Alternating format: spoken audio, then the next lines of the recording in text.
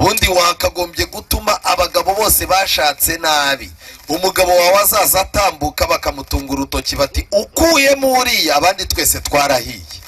Ariko uyu munsi wa none umuntu aratambuka bati uri utambutse ufite ibitabo buriya si umupastor baturiya nawe yarabaye nkatwe nawe ni kuri rinyimwe natwe twese. Bibiliya iravuga yuko uyu mugore abumbuza kanwa ke ubwenge. Kubumbura kanwa ke abanza gukoresha ubwenge mbere yuko arekura ijambo riva muri ako. Kubumbuza kanwa ubwenge ni impano abagore bacu bakeneye kandi ni impano iva ku Mwuka Wera. Iyo umugabo umurebye ukamwita imbwa hari igihe Imana ihindura ibihe akazahinduka umuntu ufatika. Iyo aguze imodoka akakuzanira urufunguzo ruguhereza kubwira ati nizere kurimo kubibona ko ntari imbwa. Ikintu cya kabiri Bibiliya yasabye umugabo kugira ngo ibintu byose bijye byikora neza automatique. Bibiliya iravuga ngo abana be barahaguruka bakamwita umunyamugisha uyu mugore, n'umugabo we nawe aramushima ati abagore benshi bagenza neza ariko woweho urabarusha. Icyambere umugabo yandikirwa ibaruwa amagambo avuga ngo abagabo muri abanyabugugu mu kwigaragariza umuntu. Mu magambo make umugabo mu kwirekurira umugore we ngo umugore wamumenye bashyiramo ubugugu ku buryo ushobora kubyarana n'umuntu ariko utamuzi neza. Hano yaramwandikira arambwira ati hari n'abagabo bafite icyubahiro gipfuye n'ubwibone. Uyu mugabo yandikiwe amagambo akomeye avuga yuko hari abagabo benshi batazi na gato uburyo umutima w'umugore uba usonzeye kubwirwa amagambo meza. Umuntu aragerageza agashaka inshuti kugeza n'ubwo yisunika akizirika ku inshuti zitanamushaka. Umugabo ufite iduka riryoshye abantu bose batangira kuzamubwira ko ari abiwabo, bakamubwira ko banaziranye, amasano bakayarema kandi atarahari. Muri icyo gihe rero urimo guhiga inshuti, Satani agucomekeramo n'izizagusenyera. Kandi ikizakubwira ko inshuti nyinshi Satani arimo kuzikuzanira agenda agabanyamo izo mu nzu y'Imana n'izakugirira akamaro. Urugo ubona rukirimo kwisuganya kurya bigoye, ubusanga umugabo n'umugore bakirebana mu maso bagaseka bagasekera n'abana.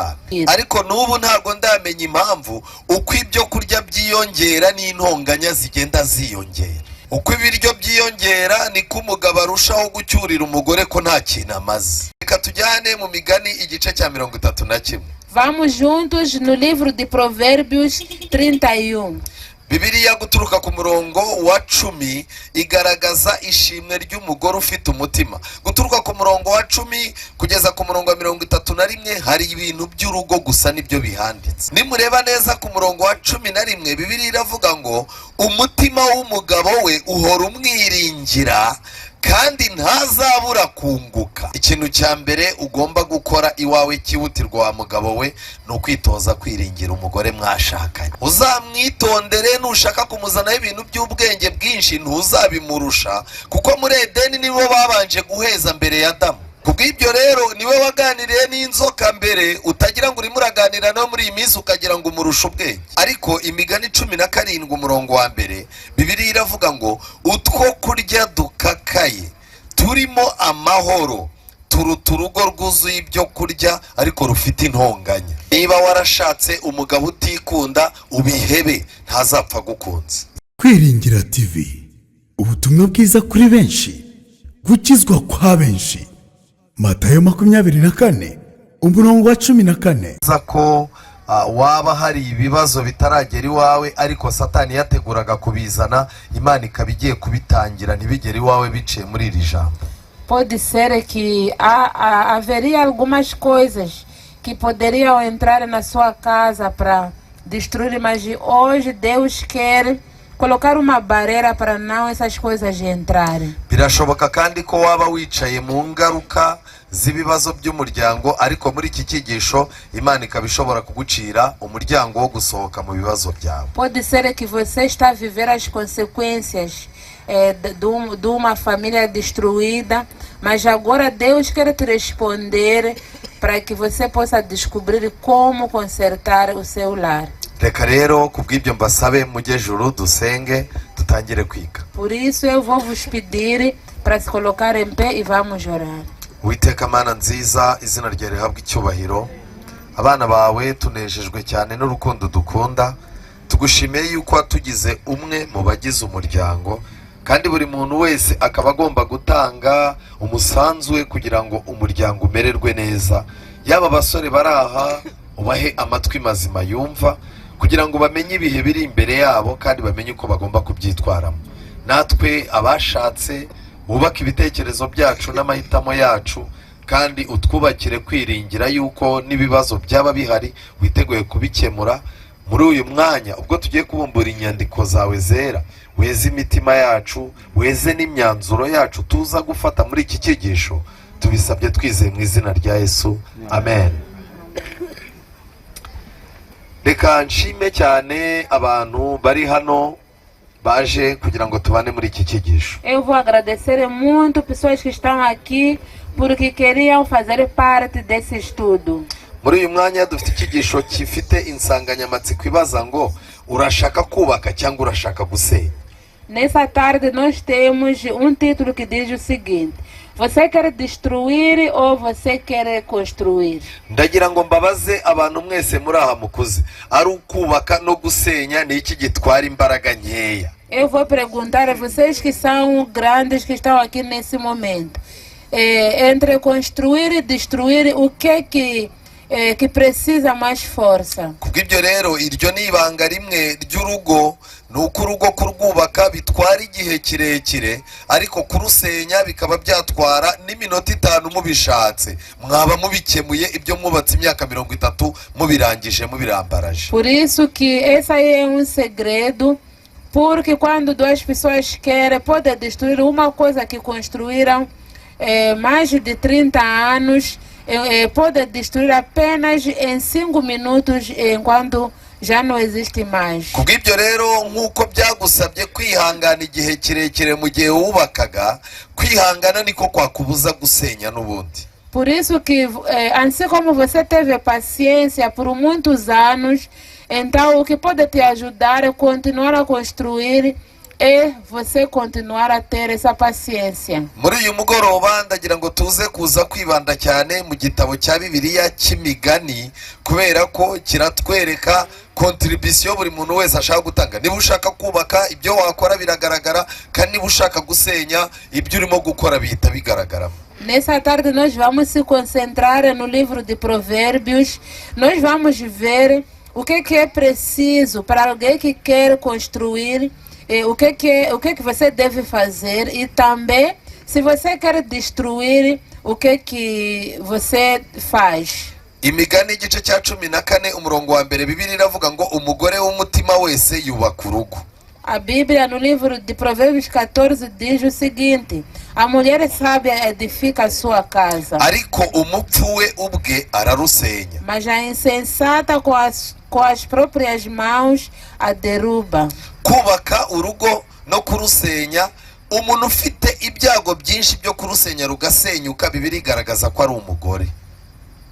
Construir lar e ficar forte é bom, mas também a Bíblia está nos a mostrar aqui que na maioria quem costuma destruir a casa é a mulher. Icyambere rero umugore agomba kuba ari uw'umutima. Iyo umugore ari uw'umutima uba wizeye ko agomba kubaka. A primeira coisa, a mulher deve ser insensata. Se ela é insensata, então você confia que ela vai construir. Bibiliya igaragaza ko umugore umeze gutya afite ubushobozi bwo kuba yanabana n'umugabo udashobotse, kandi igihe kikagera akamuhindura umuntu ushobotse. A Bíblia nos mostra que nesse caso uma mulher sábia pode conseguir construir o seu lar, apesar de que o seu marido pode ser uma pessoa muito difícil, mas pode chegar um momento que ela pode mudar esse homem difícil. Bibiliya rero iravuga yuko umupfu we azarusenya. Ubu bupfu nubwo kutagira icyo witaho, kandi nanone icya kabiri ubu bupfu nuko udakunda Imana. A Bíblia nos mostra que essa mulher insensata é que destrói, e essa insensatez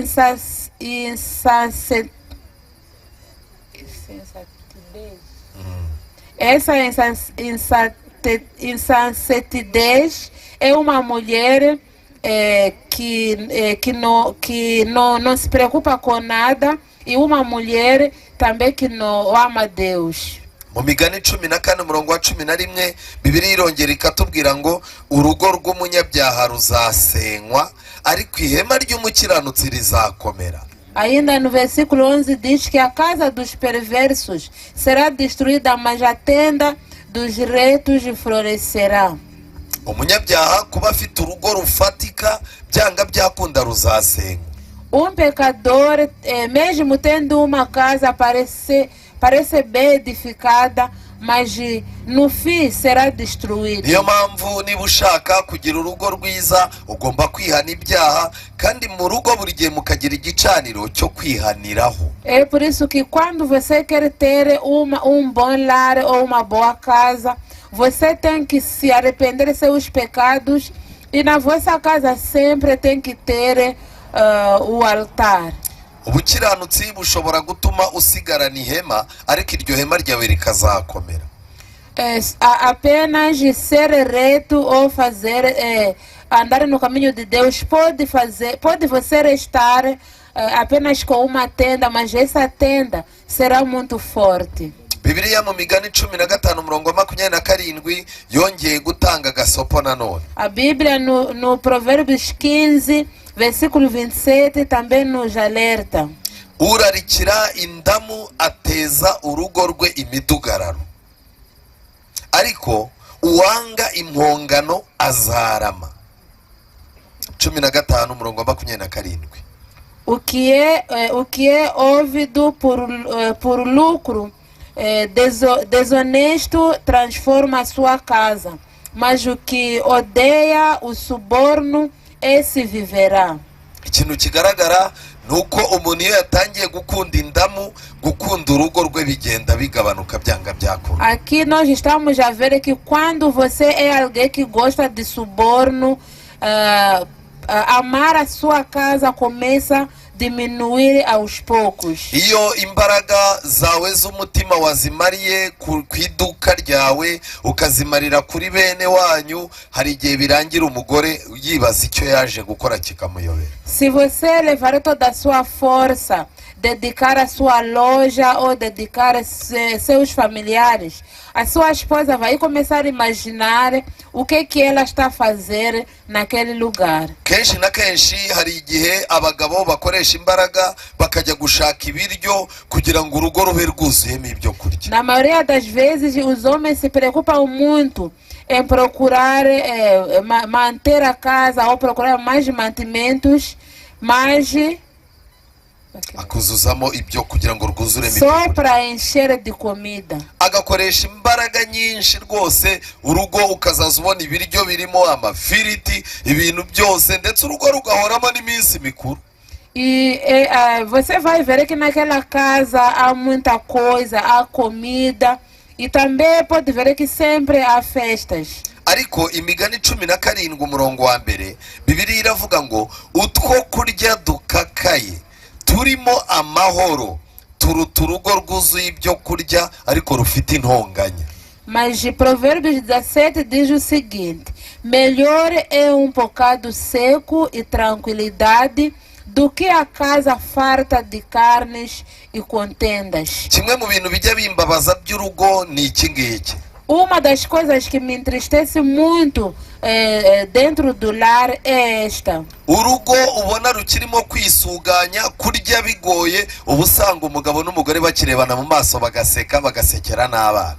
Lar que ainda está a iniciar, que ainda está a construir, você vai encontrar que a mulher e o marido estão a se entendendo, até se olham, dão sorrisos. Ubuzima iyo bukigoye, umugabo aricara agakata umugi byamunanira akaza akabwira umugore ati tubigenze gute ko byanze. Quando a vida ainda está muito difícil, o homem dá voltas aí na cidade. Quando não encontra nada, volta, pergunta à mulher: o que vamos fazer, porque eu não estou a conseguir. Ariko nubu ntabwo ndamenya impamvu uko ibyo kurya byiyongera n'intonganya zigenda ziyongera. Mas até agora eu ainda não entendi o porquê que quando mais a comida dentro do lar também aumenta conflito. Uko ibiryo byiyongera niko umugabo arushaho gucyurira umugore ko nta kintu amaze. Assim, quando há mais comida, o homem começa a insultar a esposa que ela não vale nada. ni ukubera iki uko ibiryo byiyongera hari igihe umugore atangira gucyurira umugabo ngo ararya imitsi ye. Às vezes, quando começa a aumentar a comida em casa, a mulher também começa a dizer ao homem que está a se nutrir do seu suor ou do seu sangue. Imigani 18 umurongo wa 24 Bibiliya yongeye kuvuga ikindi kintu nanone nitondera cyane. Provérbios 18, versículo 24, a Bíblia fala de uma outra coisa que devemos ter cautela. Murabizi mwese iyo umuntu ari umukene utwo kurya nta duhari ubusanga no kubona inshuti bigoye. Vocês sabem que quando alguém ainda é pobre, quando não tem amigo, quando não tem comida, também fica difícil você ter amigos. Rimwe na rimwe no muri bene wanyu haba iminsi mikuru ukabimenya yarangiye kubera ko uri ku rwego udakenewe ngo baguhe n'amakuru. Às vezes, quando seus familiares também fazem festa, você fica informado quando já terminou porque eles não te convidam porque ainda não precisam de ti. Ubwo rero umuntu yatangiye kubona udufaranga atangira guhiga inshuti. Mas quando você começa a ter um pouco de dinheiro e depois você começa a procurar também amigos. Umuntu aragerageza agashaka inshuti kugeza n'ubwo yisunika akizirika ku inshuti zitanamushaka. Você procura amigos e chega um momento que você começa a insistir uma amizade que alguém não quer. Umugabo ufite iduka riryoshye abantu bose batangira kuzamubwira ko ari abiwabo bakamubwira ko banaziranye amasano bakayarema kandi atarahari. Quando você ser alguém que tem uma loja muito grande, bonito, vai aparecer pessoas que te conhecem, que começam a te contar que são da sua terra. Começam a dizer alguns parentescos que nem não existem. Muri icyo gihe rero urimo guhiga inshuti Satana gucomekeramo n'izizagusenyera. Mas nessa época que você procura amizades, Satanás também akuzanamo n'izizagusenyera. Ele infiltra algumas amizades que vai te destruir no futuro. Uzatuma umugore wawe aguca inyuma Satana amuseseka muri cya gihe urimo gushaka inshuti. Aquele que vai te trair com sua esposa, Satanás também coloca no meio daqueles amizades. Uzaguhombya Satana amuzana muri icyo gihe ufite inzara y'inshuti nyinshi. A pessoa que vai te fazer cair, Satanás traz naquele tempo que você está com sede de procurar amizade. Kandi ikizakubwira ko inshuti nyinshi Satana arimo kuzikuzanira agenda agabanyamo izo mu nzu y'Imana nizakugirira akamaro. Para você descobrir que essas amizades não é amizade do plano de Deus, é que você vai ver que a maioria deles não são da casa do Senhor. Bibiliya rero aho iravuga ngo inshuti nyinshi zisenya urugo ariko haba inshuti iramba ku muntu imurutira umuvandimwe. Umurongo wa 24 igice cya 18. Versículo 24. O homem que tem muitos amigos sai perdendo, mas já há amigo mais chegado do que um irmão.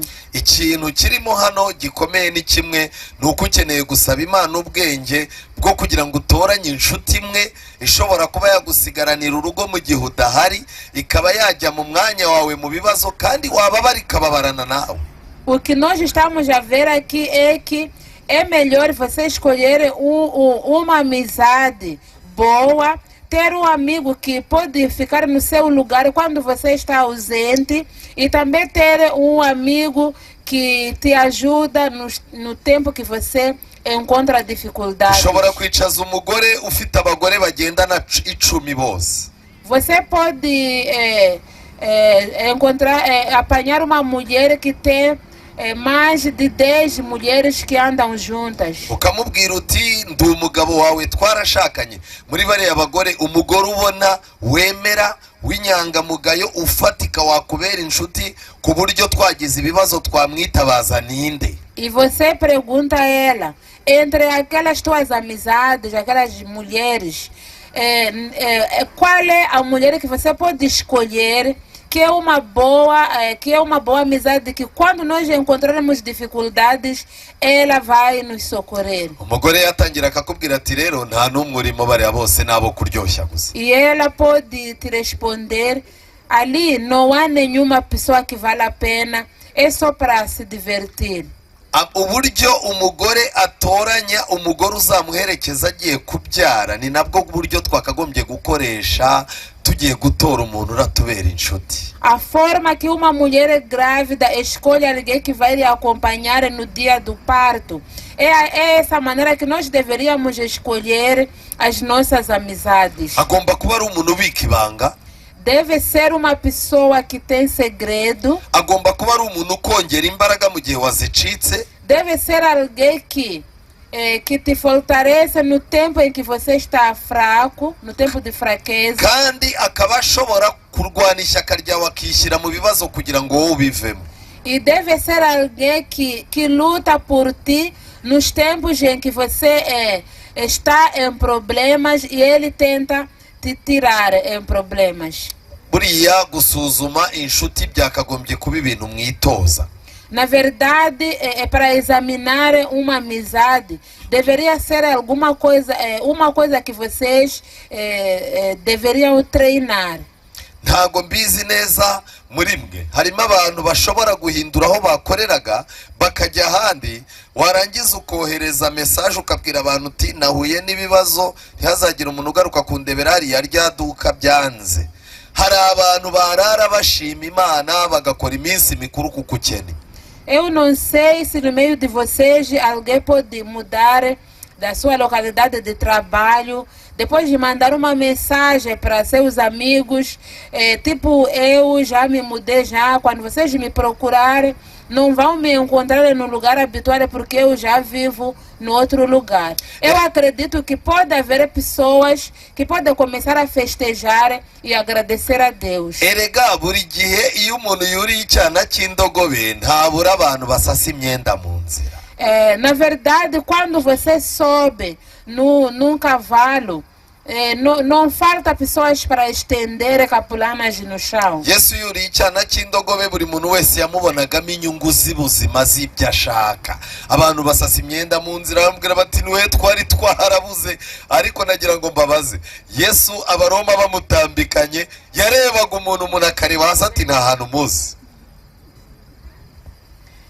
Quando Jesus subiu, icyana cy'indogobe.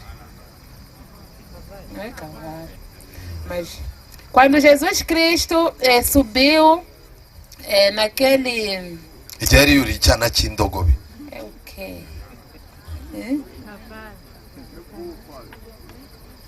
Icyana cy'indogobe ntacyo mugira muri rurimi rwanyu. Tem, mas não estou a esquecer. Quando ele subiu naquele jumento, naquele jumento, então as pessoas começaram a estender capulanas para ele passar.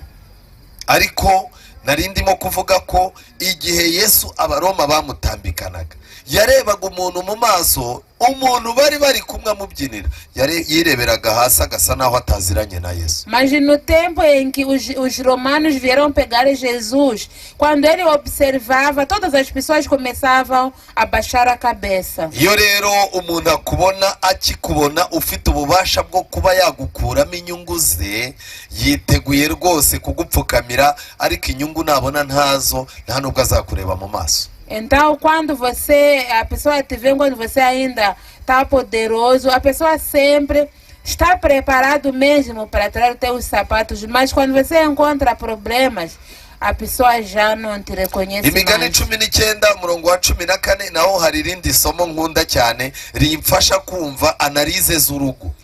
No Provérbios 19, 14 também, há outro versículo que me ajuda a analisar a vida do lar ou dos casais. Bibiliya iravuga ngo urugo n'amatungo umuntu abiragwa n'ababyeyi be, ariko umugore witonda amuhabwa n'Uwiteka. A casa e os bens vê como herança dos pais, mas do Senhor a esposa prudente. ubundi urugo n'ibintu by'amatungo umuntu yabihabwaga n'ababyeyi. Na verdade, a casa e tudo, a herança ou a riqueza, a pessoa ganhava dos pais. ariko umugore we yari imana ivuye ku mana. Mas a mulher era presente que vinha de Deus. ariko ibintu byaricuritse, ababyeyi basigaye baguha umugore ibintu n'amatungo ukajya kubyishakira. Mas agora aconteceu o inverso. Os pais te dão a esposa e a riqueza você vai procurar sozinho. niyo mpamvu iyo wagiye gushaka ibintu ugasanga umugore yaguciye inyuma, ujya kumurega iwanyu kuko niho yavuye. É por isso que quando você vai procurar a riqueza e depois a mulher começa a te trair, você vai queixar aos seus pais porque é onde ela saiu. ariko ubundi umugore aho wamukuye niho wagombaga kujya kumurega. umugore yavuye ku mana, wagombaga kumurega ku mana. Mas na verdade, da onde veio a esposa, é onde você deveria ir queixar. Porque se veio de Deus, você deveria se queixar também para Deus. Bibiliya mu Migani 24 umurongo wa 3. A Bíblia no livro de Provérbios 24:3. Bibiliya iravuga ngo ubwenge nibwo bwubaka urugo kandi rukomezwa no kujijuka. Com a sabedoria edifica-se a casa e com a inteligência ela se firma.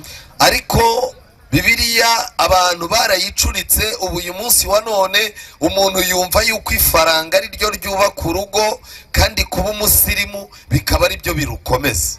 Mas agora as pessoas inverteram a Bíblia. As pessoas agora imaginam que a casa é edificada pela riqueza e também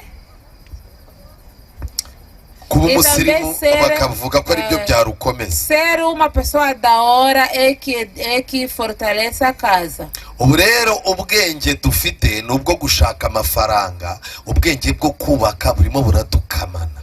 Agora hoje em dia só nós temos a sabedoria de procurar dinheiro e a sabedoria de edificar o lar já está se esgotar. Paulo yandikiye itorero araribwira ngo bagabo mu byo mukorera abagore mujye mushyiramo ubwenge.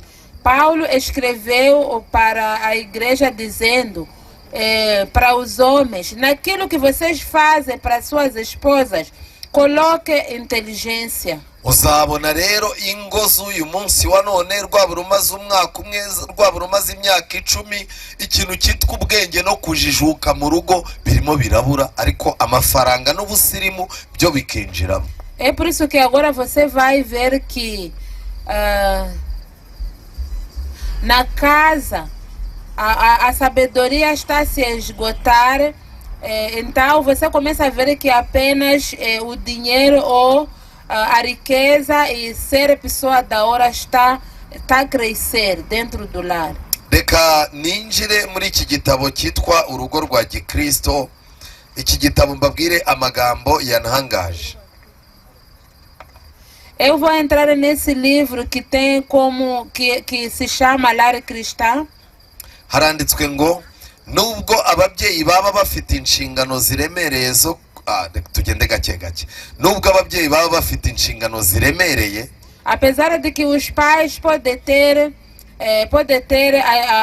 as tarefas dele podem ser muito difíceis, zo kurindana ubwitonzi umunezero w'ahazaza, de proteger com muita cautela a alegria do futuro ku bana babo ndetse n'ibyo bakwiriye kuzitaho, para os seus filhos, aquilo que eles deveriam se dedicar. Bafite n'inshingano yo gukora ku buryo urugo rwabo ruba ahantu hareshya abantu mu buryo bushoboka bwose, hatuma abantu bumva habarembuza bakumva bahashaka. Eles também deveriam se preocupar muito em procurar um lugar para habitar, mas que é um lugar muito conquistador para todas as pessoas. Haranditswe kandi ngo imibereho myiza y'umuryango, a boa convivência de uma família, kugera ku ntego kw'itorero, também a alcançar objetivo da igreja no kugubwa neza kw'igihugu. e o bem-estar do país. Byose bishingiye ku mbaraga z'imiryango mito. Tudo se fundamenta na força de famílias. Bivuze ngo yaba itorero, yaba umuryango, sosiyete, yaba n'igihugu, amakiriro yabyo ari mu rugo iwawe. Isso quer dizer que sendo a família, a igreja e o país em si, o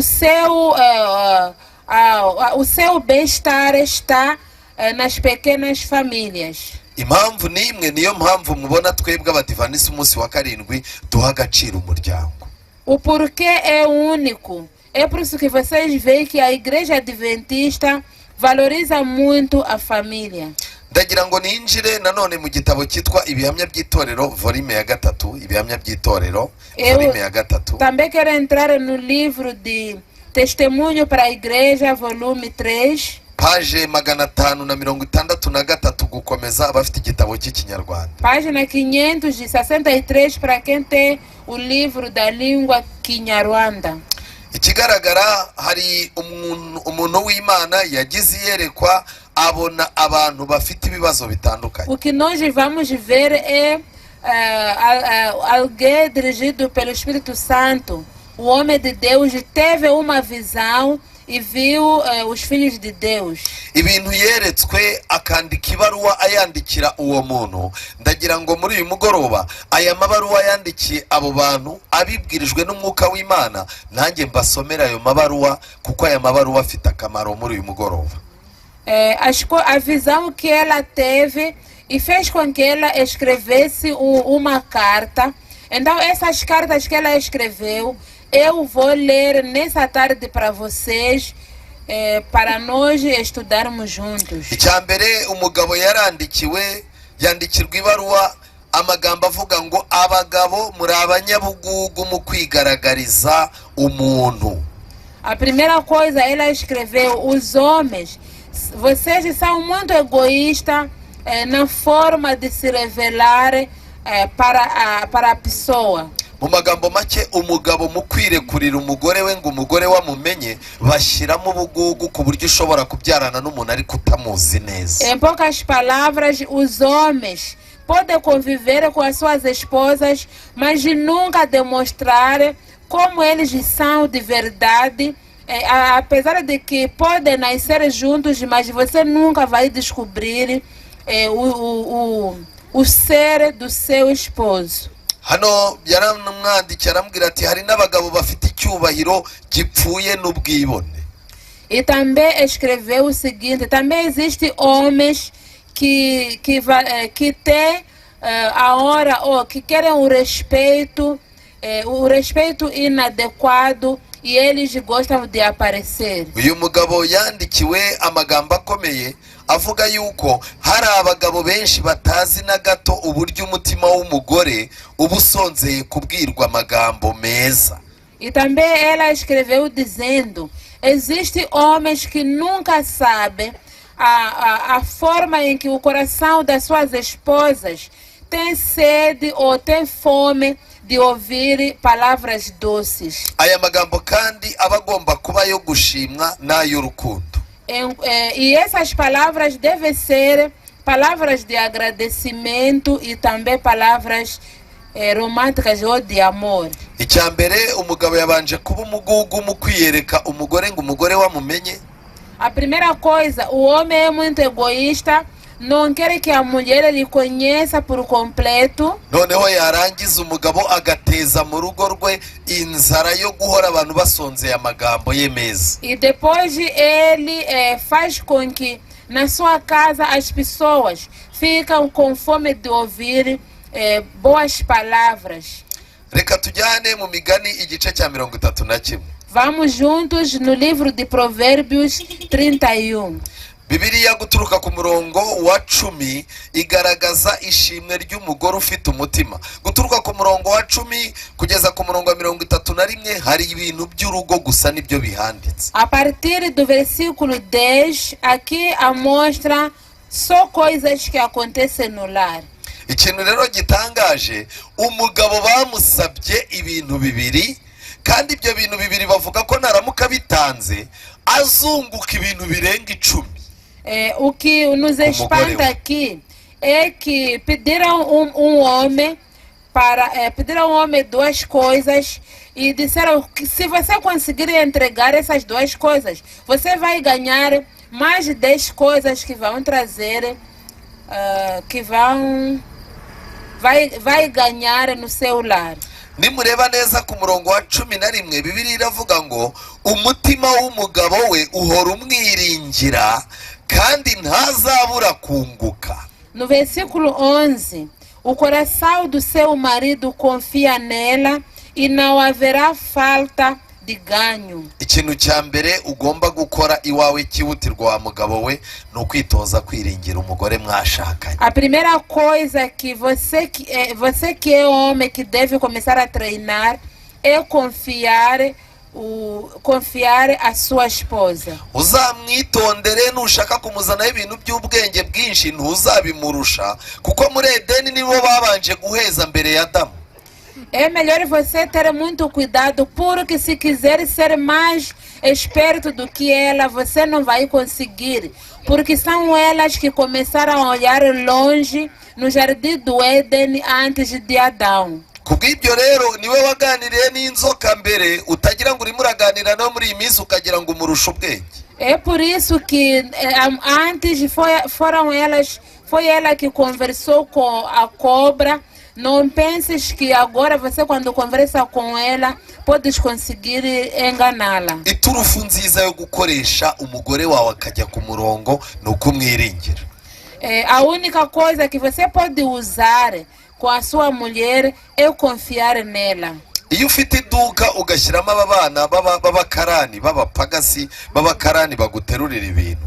Quando você tem uma loja e depois traz esses trabalhadores que te ajudam a atender cliente ou carregar mercadoria. Wajya kurya ukabasohora. E quando você vai comer, manda eles saírem. Rimwe na rimwe yajya gusohoka ukamukora mu mifuko ngo urebe ko nta kintu yakwibye. E às vezes quando tá para sair você começa a palpar nos bolsos para ver se não levou nada ou não roubou alguma coisa. Iyo bamubajije bati bosi wawe yitwa ngo iki, arababwira ngo yitwa umukire w'umugome. Quando lhe pergunta o nome do seu boss, ele responde: é rico mau. Ariko iyo musangira yajya gutaha ukagira utuntu muha, ndetse yaba ari aho inzara yamwica agakora mu byo ucuruza akarya, agera akakwizera ndetse nawe ukamwizera, ntazongere kukwiba iteka ryose. Mas quando você quer comer, chama ele para comer junto. Quando vai para casa, dá alguma coisa para levar. E às vezes quando ele fica com fome, não tem medo de pegar alguma coisa, começar a comer. Aí ele vai confiar em ti e você também vai confiar nele e não vai te roubar mais. Umunsi wa mbere umusigiye iduka asigara akorana n'umutimanama wogira ngo ari bukwibe, akora shaka kukwereka ko no gucuruza bizi kugira ngo uzamwiringire. No primeiro dia que você vai lhe confiar, deixar a loja aberta com ele, enquanto você está a pensar que ele está a te roubar, ele está a lutar com seus sentimentos, de te provar que além de fazer o serviço que ele faz, também pode saber vender ou atender cliente também. Ikintu cya kabiri Bibiliya yasabye umugabo kugira ngo ibintu byose bijye byikora neza automatique. Então a segunda coisa que a Bíblia pede o marido para que todas as coisas possam acontecer automaticamente.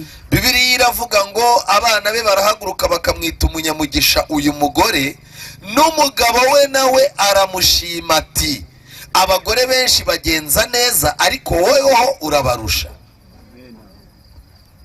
Yego ndi ku murongo wa 20, soma umurongo wa 29. Versículo 29. Muitas mulheres procedem virtuosamente, mas tu a todas as sobrepujas. Enganosa é a graça e vá formosura.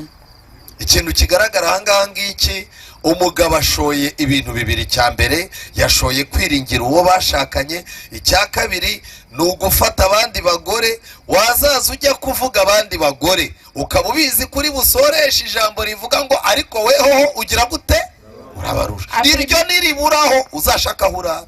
A primeira coisa que nós vimos é que você deve confiar nela totalmente. E a segunda coisa é que você deve elogiar todas as mulheres, mas no fim você deve colocar uma palavra que diz: mas você é a melhor. Se não fazer isso, procure outro sítio para você ir dormir. Umugabo agatangira ati ku rusengero mwari mukeye we.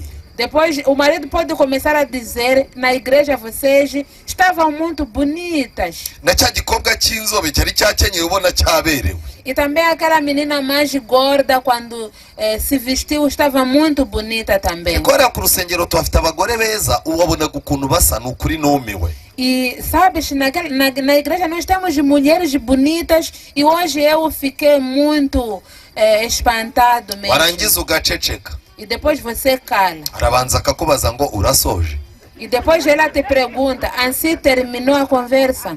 Kubera ko hari ikintu cyagombaga gukurikiraho. Porque havia outra coisa que devia seguir nessas palavras. Niba rero ujya uvuga ibintu ukerekana abagore ko ari beza bahandi hakaburaho ijambo rivuga ngo weho hurabaruta, uri mu manegeka wowe. Então, se você sempre elogia algumas mulheres de fora e esquece colocar essa palavra de que você é a melhor, então você está quase a afundar. Gusa Bibiliya yagaragaje ibintu uyu mugore agomba gukora mu gihe yamaze kwiringirwa. E a Bíblia nos mostra o que essa mulher faz depois de você confiar, você dar total confiança. Umugore wamaze kwiringirwa azakoresha amaboko bimunezeze. A mulher que já é confiada vai trabalhar com suas mãos e ela ficará muito feliz. Iyo ushatse umugore udakora biba bivuze ngo ubana n'ikibazo mu rugo kimeze nk'igisasu kizaturika. Quando você vive com uma mulher que não trabalha, isso significa que você está convivendo com uma bomba que dia pode explodir. Kuko uko akeneye gusa neza niko aba afite ibintu bazamugutwara. Porque quando ela, assim como ela precisa ficar bonita, isso significa que niko aba afite ubushobozi bazamugutwara. Naramuka asa neza ariko atazi gukora. Isso significa que aqueles que sabem trabalhar podem levar a sua esposa porque ela não sabe trabalhar. Ariko umugore ukora wese muri we hagenda hazamukamo itegeko n'umugabo ntatangira kumukontorora nk'ukontorora televiziyo. Mas a mulher que trabalha, ela começa a ter algumas ideias e o homem não consegue controlá-la que nem uma televisão. Kandi kubana n'umugore udakora nanone bisaba umuntu guhorana amagambo y'amatiku aho hafi.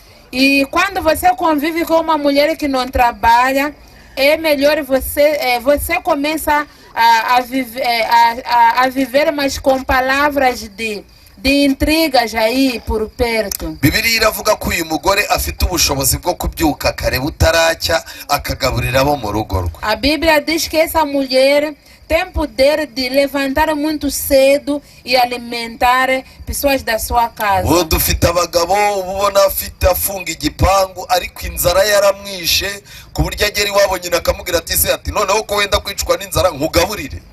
Há homens agora que você consegue ver com sua casa, tranca seu quintal, mas está a morrer de fome. E quando vai na casa dos seus pais, a mãe quando olha para ele começa a dizer: você está com fome, posso te oferecer algo para comer? Hari n'abagore bahora bazenguruka ku rusengero, bazenguruka mu materaniro, bazenguruka mu kazi, basura ingo, ugasanga abantu bo mu rugo rwe yaba abana n'umugabo we babana n'inzara y'imyaka myinshi cyane. E há mulheres que sempre estão a andar do lado pelo outro no trabalho, nas igrejas, nas orações, mas lá em casa você vai descobrir que a família vive com uma fome prolongada. ndasaba mifemu ya hano ngo mwige isomo ry'uburyo mugomba kugaburira abana n'abagabo.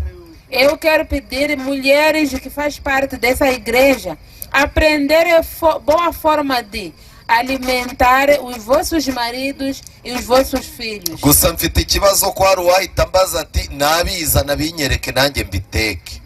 Mas eu tenho medo que pode haver uma mulher que pode me fazer uma pergunta. Eu quero que ele traga e depois eu vou cozinhar. ubu abagabo babaye ibisambo, umuntu aragenda akarya ifi ku kabari, yamara kuyirya cyangwa inkoko agakuba iminwa agataha agenda gake nk'umuntu warwaye mu nda. Agora os homens de agora descobriram uma forma de ir lá na estrada, se alimentar com peixe ou alguma coisa boa, e quando vem para casa anda muito devagar e parece alguém que está a passar mal. umugore akamurara inyuma arimo kuvuga ati uyu muntu inzara ntizamunyicana, ese niba ari ibibazo byinshi papa kanaka ufite wajya ugerageza ukarya. E a mulher começa a ficar muito preocupada, pensando que o marido está com muita fome, e quando dorme pensa que ele está com muitos problemas, e começa a pensar que talvez o marido pode morrer mesmo por causa de fome. Bibiliya iragaragaza ko uyu mugore agomba kuba azi gutegeka abaja be imirimo.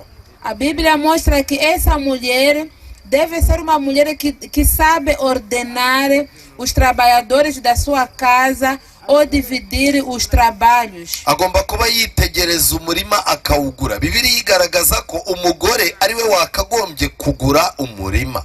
Ela deve ser alguém que sabe observar mashamba e comprar. A Bíblia nos mostra que a mulher é que deve comprar as coisas. Kubera ko twebwe abagabo kujya kugura nta bintu byinshi urebaho. Porque nós, os homens, quando vamos comprar, não entramos em detalhes. Ushobora kugura ahantu warangiza mukahajya mukahaba mukabyara n'abana nka babiri uri kumwe n'umugore. Você pode ir comprar um espaço, construir, viver ali até pode nascer uns 2 filhos. Akakubwira ati ariko aha hantu ngewe ntabwo nari kuhagura nubwo hanzanye mu mutwe wanjye sindumva ko nimukiye aha. E depois ela começa a dizer, apesar de que nós vivemos aqui, na minha mente eu não, se fosse eu não podia vir morar nesse lugar, e até agora eu não me sinto que eu moro nesse lugar.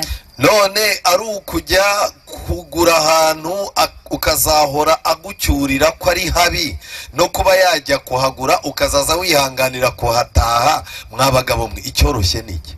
Então, entre você deixar a sua esposa comprar um lugar, ou você comprar um sítio, você sempre ouvir palavras de que ela não gosta, o que você pode escolher nessas 2 coisas?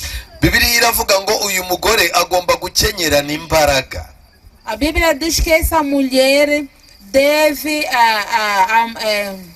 gukenyerana imbaraga, deve kwambarana amarrar ou se vestir com força. Ugomba kubona ko ari umudamu ufite imbaraga, zaba iz'umubiri zaba iz'ibitekerezo n'izo gukora. Deve ser uma mulher que tem muita força mental, a força física e a força também para trabalhar. Ikibazo gihari rero ni uko abantu b'abashyitsi n'abimukira b'abatemberezi basigaye bashaka abagore bo kwitegereza no kwicara ahantu hamwe batari abatemberezi. O problema que existe agora é que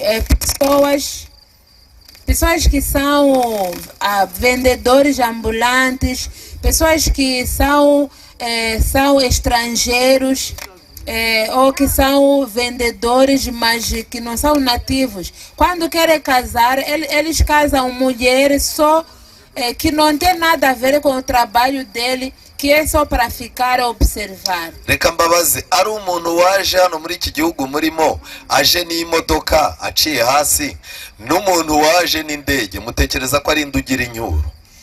Eu vou vos fazer uma pergunta.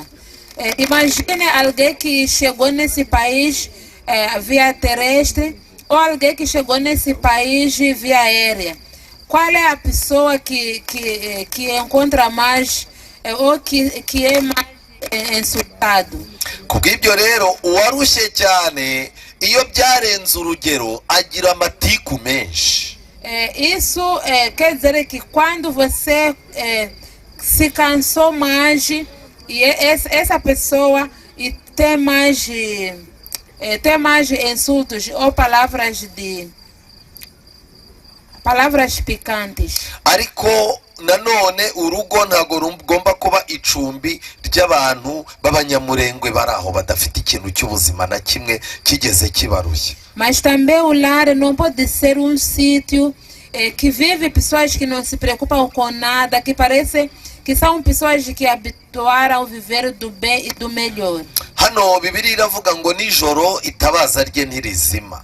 Aqui a Bíblia diz que a sua lâmpada à noite não se apaga. Itabaza ninjoro bishobora kuba bisobanura ibihe bibi biguye urugo nabi ku buryo ubona bwije rwose aho gutambuka ntahari. Aqui a lâmpada pode significar nos tempos em que o lar nos tempos em que o lar está a passar dificuldades, enquanto você vê que não tem nenhuma solução. Iyo mugore agomba kuba ari umuntu udakangwa n'ibibazo bigiye kuba ku buryo ahamuka ukabona ko yataye controle. A mulher deve ser alguém que não se assusta com os tempos, e quando você olha para ela, não pode descobrir que ela é uma pessoa que se assusta de qualquer maneira. Ariko nanone ikindi kintu gitangaje nuko mu buzima bw'urushako bw'urugo nijoro umugore uzi ubwenge ntabwo itara rye rigomba kuzima. Mas na verdade é que no lar uma mulher sábia, a lâmpada da sua casa não pode se apagar. Ntabwo kuba yabyutse kare, kuba yitegereje umurima akajya kuwuhinga, kuba yakoresheje amaboko, kuba byagenze gute bigomba kumwibagiza ko ari umugore ukeneye kurarana n'umugabo we mu buriri. Não quer dizer que o seu trabalho, essa forma de acordar cedo, essa forma de trabalhar muito, ir muito longe, não deve lhe fazer esquecer que ela é uma mulher e que precisa sempre à noite estar junto com o seu marido. Ntukajye gushaka kumvisha umuntu cyane yuko ubabaye, kuko hari igihe arenga urugero wapanze yuko ashaka ko yumva kubabaye, bikageraho akamera nkaho atumva yuko ubabaye.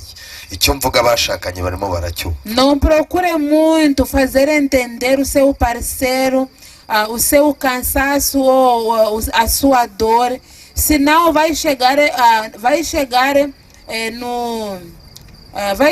no nível que a pessoa vai ultrapassar aquilo que você queria fazer ele entender. Hari igihe ukupira umuntu umuriro n'amazi ugasanga yaguze generator arangije agura nano mashanyarazi y'izuba ukazisanga nta gaciro gifite. Você pode cortar água e energia para uma pessoa e você vai encontrar que a pessoa já comprou ukazisanga afite ubundi buryo abonamo umuriro. E a pessoa já comprou gerador ou outra forma para conseguir essa água e energia. Ayo ni amagambo y'ubwenge ku bantu bubatse. Essas já são palavras de muita sabedoria para pessoas que são casais. Hari igihe ushaka gukubita umwana inkoni ngo umwumvishe ukavuga uti ndashaka gukubita ku buryo n'ubutaha utazasubira. Há uma forma que você pode querer punir uma criança, de dizer que eu vou te bater até chegar no ponto que você nunca vai cometer este erro. Umwana ukamukubita ukamwumvisha ariko ugategereza ko agusaba imbabazi ugahera. E você vai bater nessa criança e você vai esperar essa criança falar desculpa, mas você não vai ouvir essa palavra. Noneho rero ukazaza umwegera utariko wansabye imbabazi nkaziguha. E depois você começa a aproximar já com uma voz pequena. Por que você não me pede desculpa? Porque eu vou te desculpar. Ni byiza kumenya urugero rwo guhana urimo gukoresha, kuko iyo uhannye umuntu ukarenza urugero akubera mubi kuruta ibyo wapangaga. É melhor você saber a forma de punir uma pessoa, Porque se você punir demais, essa pessoa pode se transformar mal do que você imaginava. ni bande rero bakoresha iyo turufu nk'inzira yo kugira ngo bumvikanishe agahinda kabo hagati y'abagabo n'abagore? E quem é no meio de nós costuma usar essa forma para conseguir provar o seu parceiro a sua dor. Ndagira ngo mbabaze nimunsubize. Eu estava a fazer essa pergunta e quero resposta. Abemeza yuko abagore aribo bakunda gukoresha iyo nkoni y'icyuma kugira ngo bumvishe abagabo, mushyira akaboko hejuru. Abemeza ko abagore aribo Aqueles que bayikoresha. aceitam que as mulheres usam essa forma para punir os homens. Yego. Abemeza yuko abagabo aribo bakoresha iyo nkoni. Aqueles que provam que os homens é que usam essa forma. Ikigaragara mbonye amaboko abiri yonyine. Eu sou Bivuze ngo duas mãos. iyi turufu abantu bayikoresha ni abagore.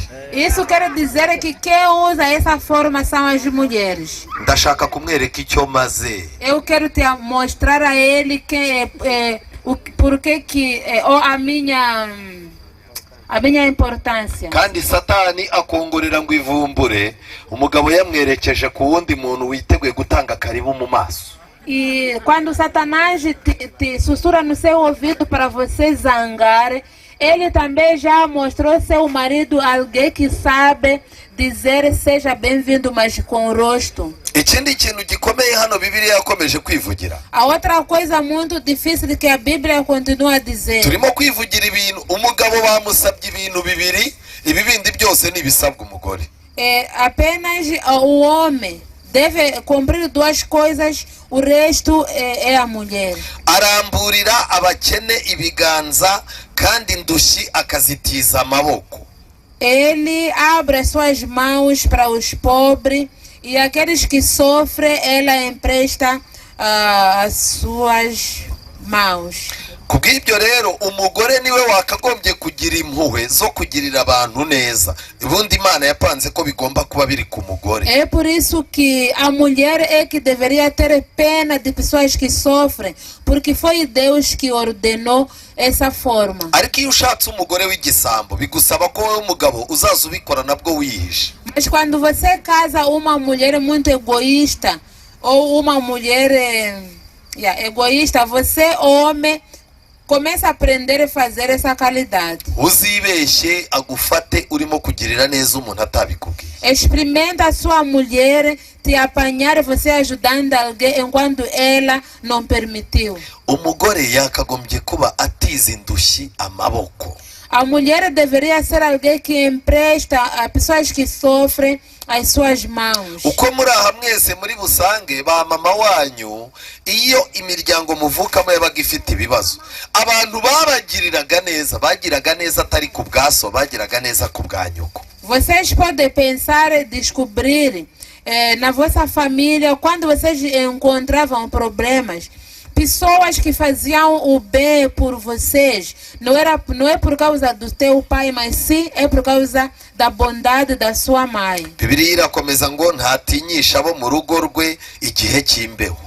A Bíblia diz que ela dá coragem pessoas da sua casa no tempo de frio. Mu magambo make atoza abantu be gukora.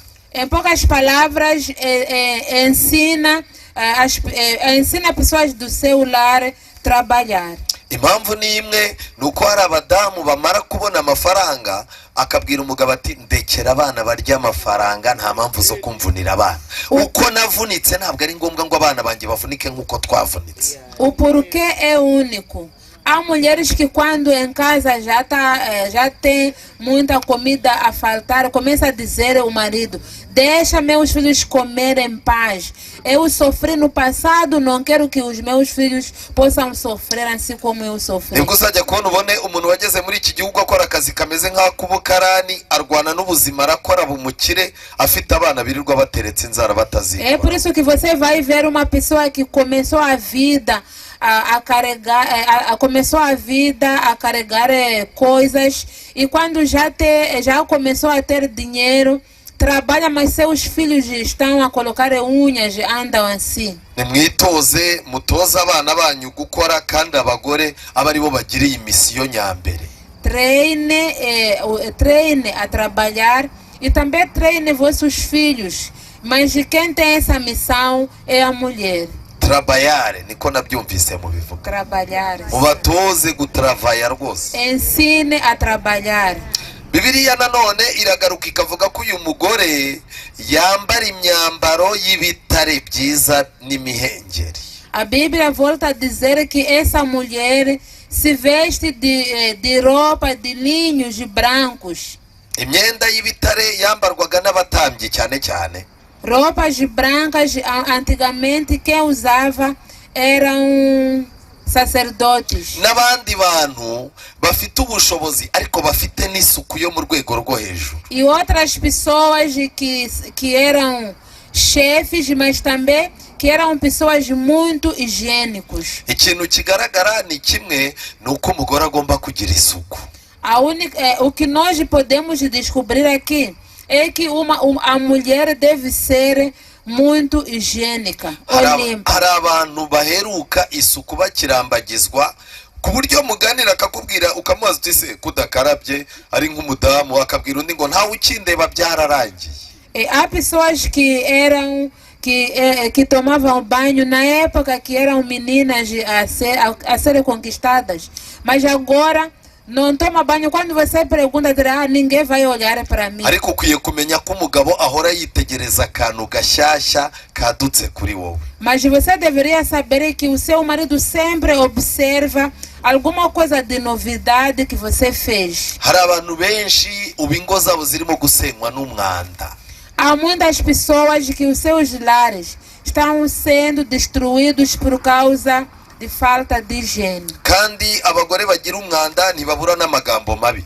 E as mulheres que têm pouca higiene sempre têm palavras de ofensa. Ibyo uzamburaho uzajye kubishaka aho ubibona.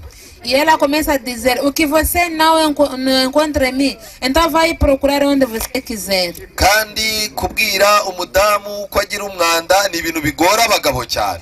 E para os homens é muito difícil dizer à mulher que ela é uma mulher desajeitada ou que não tem higiene. Hari umugore ugira umwanda ku buryo n'abagore bagenzi be bashaka aho bazaca ngo bamurebe bamimubwire bagasanga yubatse urukuta rw'ubwiyemezi.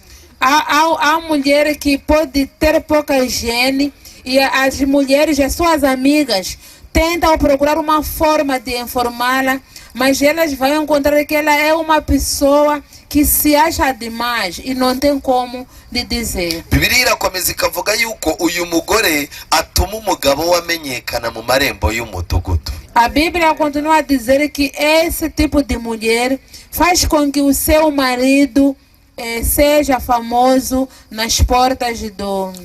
Ubundi wakagombye gutuma abagabo bose bashatse nabi umugabo wawe azaza atambuka bakamutunga urutoki bati ukuyemo uriya abandi twese twarahiye. Você deveria fazer com que o seu marido seja alguém muito valorizado, dizendo que além daquele homem nós todos se demos muito mal. Ariko uyu munsi wa none umuntu aratambuka bati uri utambutse ufite ibitabo buriya si umupastor baturiya nawe yarabaye nkatwe nawe ni kuri rinyimwe natwe twese. Mas hoje em dia quando você passa, pessoas podem te apontar e dizer: aquele que está a passar com livros não é aquele pastor. Mas aquele ali também está na mesma linha como nós. Bibiliya iravuga yuko uyu mugore abumbuza akanwa ke ubwenge. A Bíblia diz que essa mulher abre a sua boca com sabedoria. Kubumbura akanwa ke abanza gukoresha ubwenge mbere yuko arekura ijambo riva muri ako. Antes de abrir a sua boca, primeiro usa a sabedoria para conseguir falar uma palavra uma palavra prudente. Kubumbuza akanwa ubwenge ni impano abagore bacu bakeneye kandi ni impano iva ku Mwuka Wera. Abrir a boca com sabedoria é dom que as nossas mulheres precisam, e esse dom vem de Deus. Iyo umugabo umurebye ukamwita imbwa hari igihe Imana ihindura ibihe akazahinduka umuntu ufatika. Quando você olha para o seu marido, você lhe chama de um zeningue ou um cão, às vezes Deus pode transformar os tempos hari igihe Imana ihindura ibihe akaba umuntu ukomeye.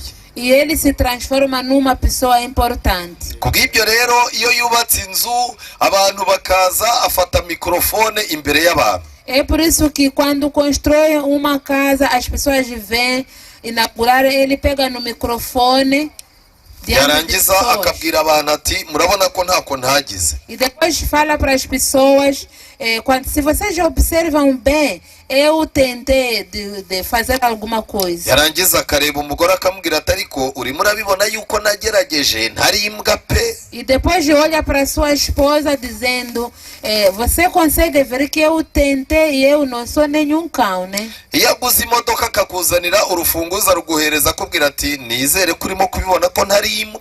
E quando você compra, quando ele compra caro, vem te entregar a chave, começa a dizer, eu acredito que agora você já sabe que eu não sou cão. Umugore ashaka uko ahanagura iryo jambo yavuze akina akabura uko arihanagura. E a mulher sempre tenta apagar essa palavra que talvez falou nas brincadeiras, mas nunca consegue. Kubw'ibyo rero abagore kugira umunwa ni byiza ukanawusiga amavuta kwa kundi muwusiga, ariko hagomba kuba hari ubwenge buyobora kwa kunyeganyega k'umunwa.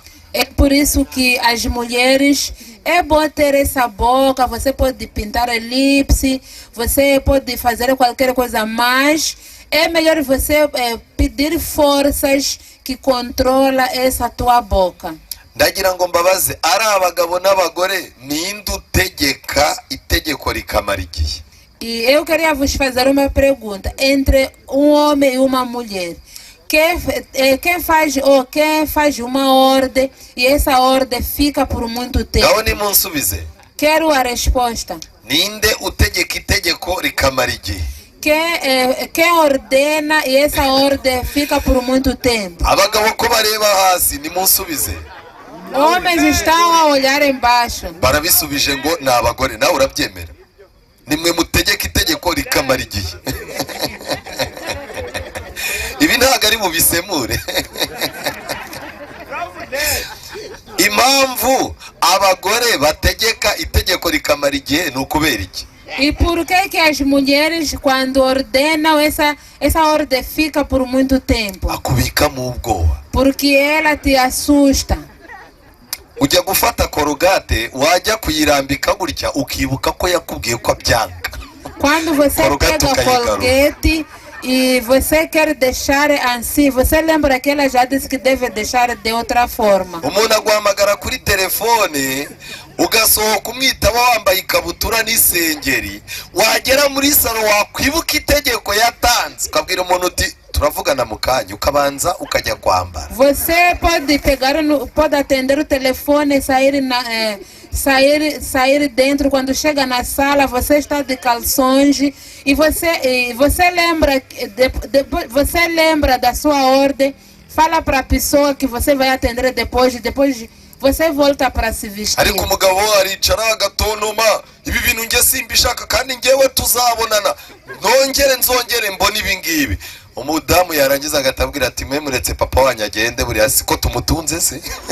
Mas você quando chega começa a falar com muita ira, essas coisas eu não quero, essas coisas não deveriam ser assim. E a tua mulher fica calada e fala para os filhos, deixa vosso pai sair porque ele é sempre assim. Hari igihe utanga itegeko mu rugo rigahita rimera nka telefone idafite umuriro, ukazasanga n'umukozi wo mu rugo nta jambo wamubwira. Às vezes você dá uma ordem e aquela ordem parece um telefone sem carga e o trabalhador da sua casa também não dá nenhuma importância. Ariko nanone nabyo ntabwo ari byiza nanone gushaka umugore umeze nk'igipupe. Mas também não é bom você casar uma mulher que parece uma boneca. Umuntu utagira icyo avuga akubona uje akubona ugiye ibyo uvuze byose akazunguza umutwe aba ameze nka bya bipupe bagurishirizaho imyenda. Alguém que te vê você saindo, entrando e não fala nada. Essa aí parece uma boneca que vende lá na estrada. umugore agomba kugira itegeko. Uma mulher tem que ter ordem. Niyo mpamvu uzabona abamama bacu batubyara n'abagore bacu barabanza bakajya ku munzani kugira ngo buri wese agire utsindira ikibuga. É por isso que as nossas mães que nos nascem, cada um vai primeiro num campo para ver quem vai ganhar. Kandi muri iyo ntambara yo kurwanira inyungu, iyo mama wawe ari utsindiye umutima wawe, uzarinda upfa utarubaka neza. E nessa luta, quando a sua mãe é que ganha o seu coração, você vai morrer antes de casar melhor. Bibiliya iravuga ngo kandi itegeko ry'ururimi rwe riva ku rukundo. E a Bíblia diz que a ordem da sua língua vem do amor. Urukundo umugore agukunda nirwo rugomba gutuma arekura rya tegeko agiye kuguha. O amor que a sua esposa te ama é que faz com que ela ordene ou ela faz uma ordem. Nuramuka urimo kuyabuza abagore ku rusengero n'abakobwa uhobera azagukura kubwira ati jya wiyubaha papa kana. Quando você chega num sítio ou na igreja, começa a abraçar qualquer mulher de qualquer forma, ela pode chegar perto de te dizer: é melhor você se respeitar. Nujya kuyora agakobwa ubona ijisho ahantu arimo arakureba. Quando você chega perto de uma moça, parece que você vai carregá-la, você vai lembrar, observar, depois vai ver que ela já está a te observar de longe. Hari igihe nawe azatangira kwiga itegeko ryawe rikagira icyo rimara muri we.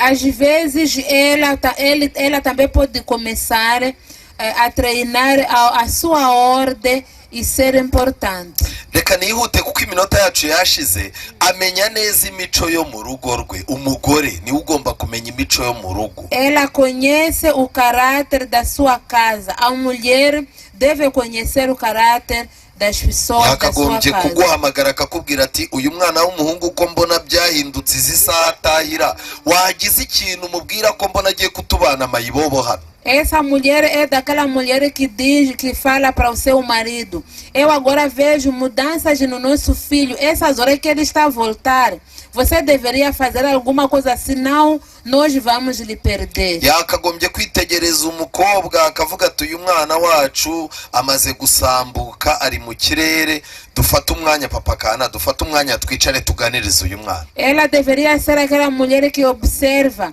a sua filha, começar a dizer que essa criança parece que já está nas nuvens.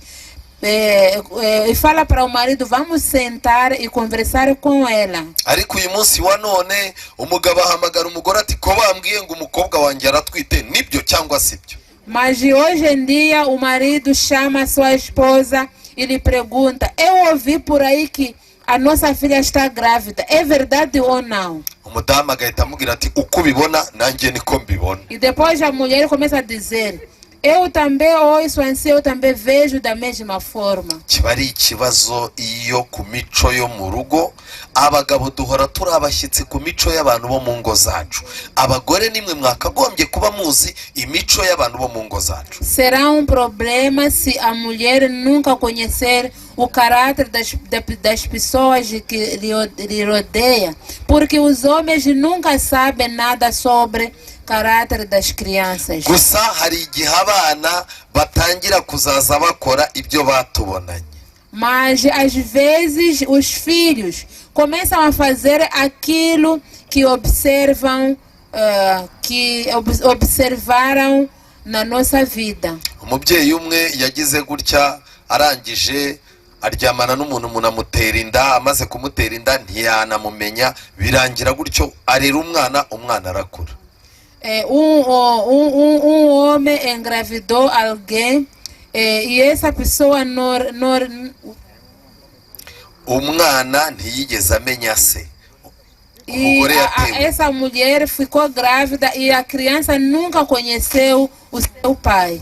Icyabaye wa mugore yaragiye yanda ayegeka ku wundi mugabo, umugabo nyine akomeza agira ngo umwana n'uwe, nyine birakomeza gutyo. O que aconteceu é que aquela mulher escolheu outra pessoa E falou que aquele filho era dele e continuou assim mesmo. arangije rero icyabaye ni kimwe, aragenda aza kumenya amakuru y'uko atari uwaho ngaho kandi na mama we atazi uwamuteye inda. E depois a criança ficou sabendo de que ele não pertence àquela casa e que a mãe também não sabe quem foi que lhe engravidou na época. Noneho rero wa mwana nawe kera aza kugenda bamutera inda, nawe ntiyamenya uyimuteye. E depois aquela criança também foi, lhe engravidaram, mas também não sabia quem foi que lhe engravidou. Nyina arasakuza ati ntago nabyemera, niki ntagukoreye, niki nakwimye, ibi bintu mpembye ni ibiki, ugira mu mutwe hazima?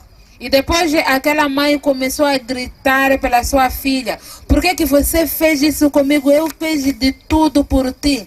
Por que você pode me dar esse resultado?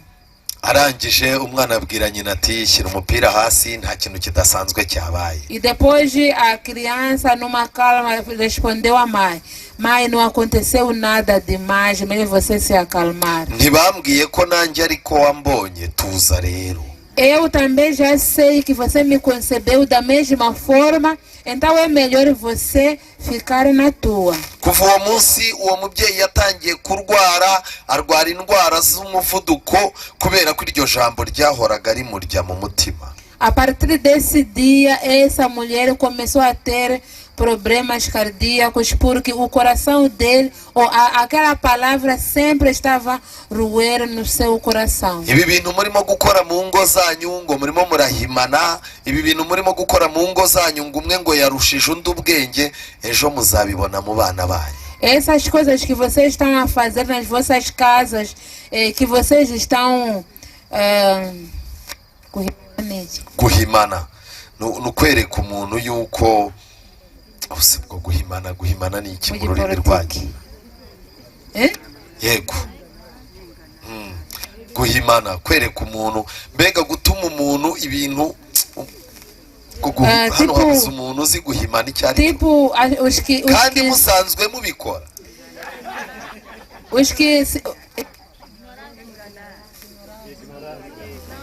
O que acontece no lar é que cada um começa a ignorar o outro ou fazer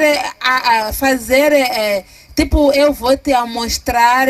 Essas coisas é que depois traz consequências. Bitewe nuko ibi bintu murimo gukora muhimana abana babizi, musenge cyane ngo Imana yambika abana banyu amarineti bo kubireba cyane, kuko ibyo bareba nibyo bazakora. E essas coisas que nós fizemos nos nossos lares, que é ignorar-se, então é melhor orar a Deus para que os nossos filhos, Deus possa avendar seus olhos, porque são as mesmas coisas que eles vão fazer no futuro. Ndagira ngo nshakire umusozo ku magambo nasomye mu bihamya by'itorero volume ya 2 page 71, umugabo wagiriwe inama wandikiwe ibaruwa yo kugira ngo yivugurure mu rugo rwe. Eu queria terminar numa carta que foi escrito. Uyu mugabo yari umugabo ugira kamere ihutiraho urakazwa n'ubusa. Homem que recebeu conselho e era homem que zanga muito rápido. Yari umugabo ushaka ko ibyo ari byo bikurikizwa gusa ibyundi bitakurikizwa. Era homem que queria que a sua ordem fosse exata, mas ninguém podia. Yatwazaga igitugu umuryango we. Ele era homem que conduzia o seu lar com muita ordem. Ariko yari afite n'umugore utajya ugira ikintu yitaho. Mas também esse homem tinha uma mulher que não se preocupa com nada. Yari afite umugore utagira gahunda mu rugo. Tinha uma mulher que é desajeitada ou que não tem ordem em casa. Ijambo ry'Imana riratubwira ngo uyu mugabo yaneguraga umugore we kandi ntabwo yari afitiye umugore w'urukundo. E a palavra diz que esse homem sempre falava mal da sua esposa e não amava sua esposa. Kandi umugore w'uyu mugabo nawe nubwo umugore yari umunyamafuti yatinyaga umwuka w'amahane w'umugabo we.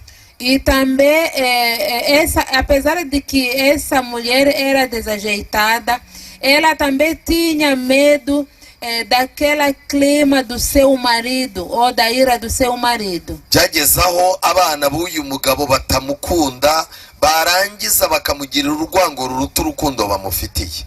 E terminou que os seus filhos começaram a lhe odiar e o ódio ultrapassou o amor que sentiam por ela. Uyu mugabo yari umuhezanguni kuko yakurikiranaga utuntu twose agashaka kumenya ibyatwo. Esse homem era um homem que se preocupava com tudo, cada coisa queria saber como anda. Uyu rero ni umuco mubi ku mugabo. Esse é um hábito mau para um homem. Gushaka gukurikirana utuntu twose. Querer observar tudo. Waba wicaye ahantu mu nguni ukabona igisorori gisohotse muri envelope. Quando você senta num cantinho, você vai ver um envelope, uma tigela sair no Ugashaka envelope. kumenya aho kigiye n'ibikigiyemo. E você vai procurar saber o que tem lá e para onde estão a levar. Urimo urakurikirana ibiki birakureba. Você está se preocupando com o que não tem nada a ver com isso. Umunsi utatanze iposho ntiwatashye ukarya isosi. No dia que você não deixou dinheiro para cozinhar, não voltou e tinha comida. Ubwirwa n'iki ko iyo sosi idasubiye aho yari yavuye? Como é que você vai saber que aquela tigela não está a voltar no lugar da onde saiu? Gushaka kumenya ngo ikirayi cyazamutse wangaye ko esanse yazamutse wangaye birakureba. Querer saber batata subiu quanto dinheiro porque combustível subiu quanto. Isso não é da sua conta. Uzi ko hari abagabo basigaye bamenya aho ibirahure bibiri by'umuceri bigera mu isafuriya iyo bihiye neza byuzuye. Sabe que agora há homens que sabem 2 copitos de arroz quando se cozinha na panela chega da onde? Ariko rero murebe neza aha hantu bishoboka ko mwaguze inusu n'irobo kuko ubundi kiro cyakagombye kuba kigeze hano umurongo w'umweru wagomba kubura ahangaha. E depois ele começa a dizer, melhor vocês controlar onde vocês compram arroz, como vocês medem, porque esse arroz deveria chegar aqui. Agasosi tomate ko gutanga ukabuzi ngo kabamo ibiyiko bitatu uri umugabo. Você, como homem, saber que tomate lata 3 colheres chega da onde? Kwa kanaka ko tunganya umubare w'abana tukaba dusengana ko umuceri bawumarana iminsi 5 ngewe washize gute mu minsi 2. E depois ele começa a dizer, se na casa de fulano que rezamos junto, como eles ficam com arroz 5 dias, por que nosso arroz acabou? Ntago biri muri gahunda y'Imana ko umugabo akurikirana ibintu byose utuntu tubonetse. Não é o plano de Deus que um homem controla tudo, cada coisinha dentro de Utwo tuntu casa. twose n'utujyamo uzadutama agaciro kawe kazatakarira. Quando você controlar todas as coisas, você vai perder o seu orgulho nessas Ukwiye coisas. kugirira umugore wawe icyizere kuko nurara ushonje nawe azarara ashonje, umugore wawe nakena nawe uzaba ukennye kandi ibyo bintu arabizi. Você deve confiar na sua esposa, porque você sabe que quando você dormir com fome, ela também vai dormir com fome. Se você ficar pobre, ela também será pobre. Uyu mugabo yavugaga ukuri kw'ijambo ry'Imana ariko ntagushyire mu bikorwa mu rugo rwe. Esse homem falava a verdade da palavra de Deus, mas não colocava em prática na sua casa. Uyu mugabo yarekuraga amagambo mabi, amagambo meza y'ubupfura ku bana be no ku mugore we akayazigama. Esse homem falava somente palavras que machucam e palavras de consolo ou boas para os filhos da sua esposa, só ficava dentro dele. Bamugiriye inama rero baramubwira ngo ntugakandagize agatsinsino k'icyuma aho ushoboye hose. Agatsinsino k'icyuma, agatsinsino urakazi? Yego. E lhe deram um conselho de que você não deve pisar com seu calcanhar em qualquer lugar onde você quiser. Hari umugabo uza ibirenge bye byakumvikana, abantu bose abana bagakangarana, nyina agakangarana, yarangiza akavuga ati ubu hano ninjye nkontorora byaheze. Há um homem quando chega em casa, a mulher e os filhos começam a ficar com medo e depois ele acha que manda naquela casa. siko hari igihe umugabo ataha yihekenyesha amenyo ngo yerekane ngo yuko yabaye seriye. Reka da, urasebye. Às vezes homem quando vem em casa fica a ranger os dentes para mostrar às pessoas da sua casa que ele é muito sério, mas ao contrário você está a se envergonhar. Uyu mugabo yari gito ni umuntu udahwitse w'igisambo uraho. Esse homem era homem muito cacata. Baramwandikiye ngo ushaka ko abandi bagutekereza neza ku buryo utanga n'ibirenze ibyo watanga iwawe mu rugo. Escreverão para ele dizendo: você pode doar, você quer ser visto melhor por fora pelas pessoas e você doa muita coisa que é demasiado do que aquilo que você entrega na sua casa. Sanga umuntu arimo aracacana ahantu waguriza abantu amafaranga kandi w'inzara irimo irabica kugira ngo agaragare neza muri societe. Você encontra uma pessoa está por aí a emprestar dinheiro, a doar dinheiro, mas em casa, na sua casa estão a passar fome. Umuntu akirukanka mu bintu by'idini ngo abantu banezerwe ariko iwe baheruka guseka ku munsi w'ubunani. A pessoa começa a correr nas coisas das igrejas, a rir para fazer as pessoas ficarem felizes, enquanto em casa dele riram talvez no fim do ano. Kugeza ubwo agera ku rwego atanga ibintu hanze ngo yemerwe biruta ibyo ajya atanga iwe mu rugo. E chega o momento em que doa coisas, valores muito altos, as coisas que ele nunca poderia doar na sua casa. Rero barangije bamugira inama y'ibintu agomba gukora byihutirwa. E depois deram um conselho das coisas que ele deveria fazer com muita urgência. Icyambere Imana yamugiriyemo inama, fasha umugore wawe ngo atuze kandi yishime. A primeira coisa que Deus deu, o conselho disse: ajuda a sua esposa para se acalmar e também para ser feliz. Acalmai. Se acalmar. Se acalmai. Acalmar. Fasha umugore wawe abanza tuze. Ajuda a sua mulher para se acalmar. Narangiza yishime. E depois de ela ficar feliz. Ibyo kubikora banza uparika ibindi wari urimo, iki nicyo kintu cya mbere cyihuta. Para fazer isso, você deve deixar tudo o que estava a fazer, porque isso é muito urgente. Icya kabiri yagiriwemo inama ngo ibintu bye bigende neza. A segunda coisa que foi aconselhado para as coisas correrem bem. Ha ibyo kurya n'imyambaro abawe bikwiriye. Dá alimentos e roupas ou vestes para a sua família suficiente. Hari ingo nyinshi abana bahaga ari uko bagiye gusura iyindi família. Há lares que as crianças assassinam quando vão em casa dos vizinhos. Uzajya kumva wumva umwana rero arakubwira ati ngiye ndirarira hano. E depois você vai ouvir a criança dizer: eu vou dormir aqui. Batangira mbwira bati ngwino tugenda ati mwansize ahangaha nk'iminsi 3 naho yari yijuta iwabo ntiyijuta.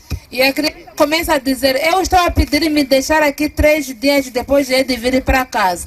E o porquê que ali comeu e assassiou. Umwana yabugeze mu rugo umugabo n'umugore barya baganira baseka n'umwana ari ku meza arimo aravuga ati ahantu mpamaze iminsi 2 byibuze umushiha w'iwacu naba nkuhunze. A criança chegou numa casa onde marido e mulher comem a conversar e as crianças aí a brincar e a criança pensa: se eu ficar aqui eu vou ficar um pouco feliz. Inama ya gatatu, robanura bukeneye gufasha nta gutagaguza.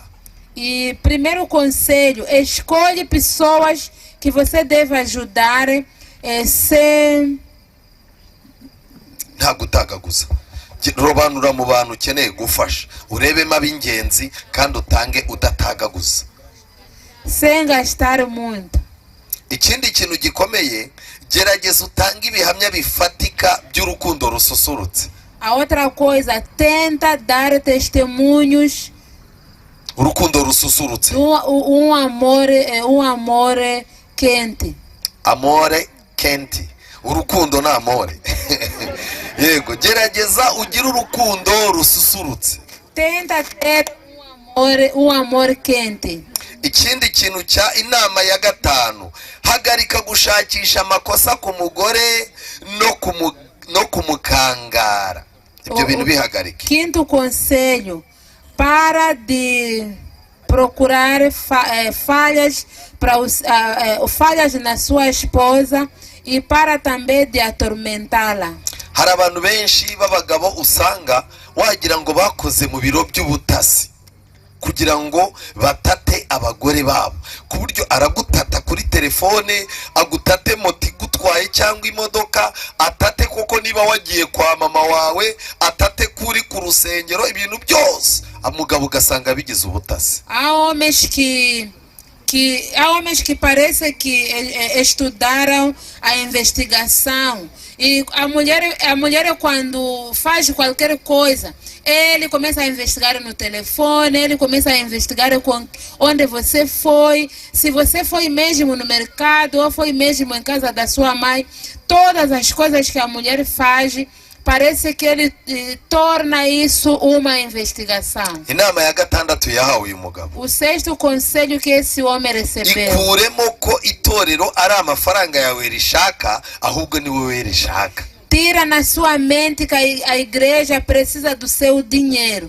A igreja precisa de você. Impamvu ni imwe, bumvaga amakuru ye y'uburyo afata nabi umugore n'abana, baza kumwegera bamubaza amakuru agahita avuga ati ubwo bashaka ubu ni amafaranga bashaka. O porquê que esse conselho é que eles ouviam as notícias de como ele tratava sua mulher e seus filhos.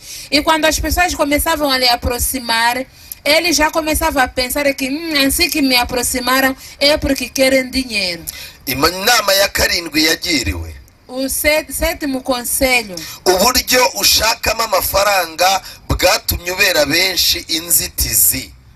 A forma que você procura dinheiro se transformou numa barreira para muitos. Watumye haboneka igisuzuguriro ku murimo w'Imana, ndetse utuma abapagani batunga urutoki abubahiriza isabato.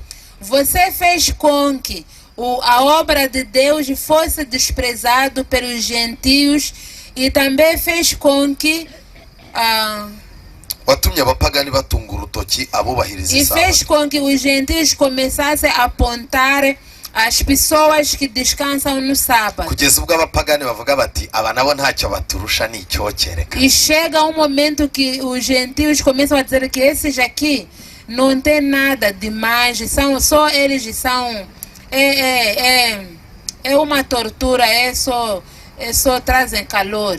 Mu magambo make, iyo yabaga arimo gushaka amafaranga yabaga afite umutima mubi ku buryo ubona nta mana azi. Em poucas palavras, quando essa pessoa procura riqueza, quando você observa, vê-se que ele parece não conhece a Deus. Kandi uko wiriwe hari igihe Satani apanga yuko ari kuri butahe.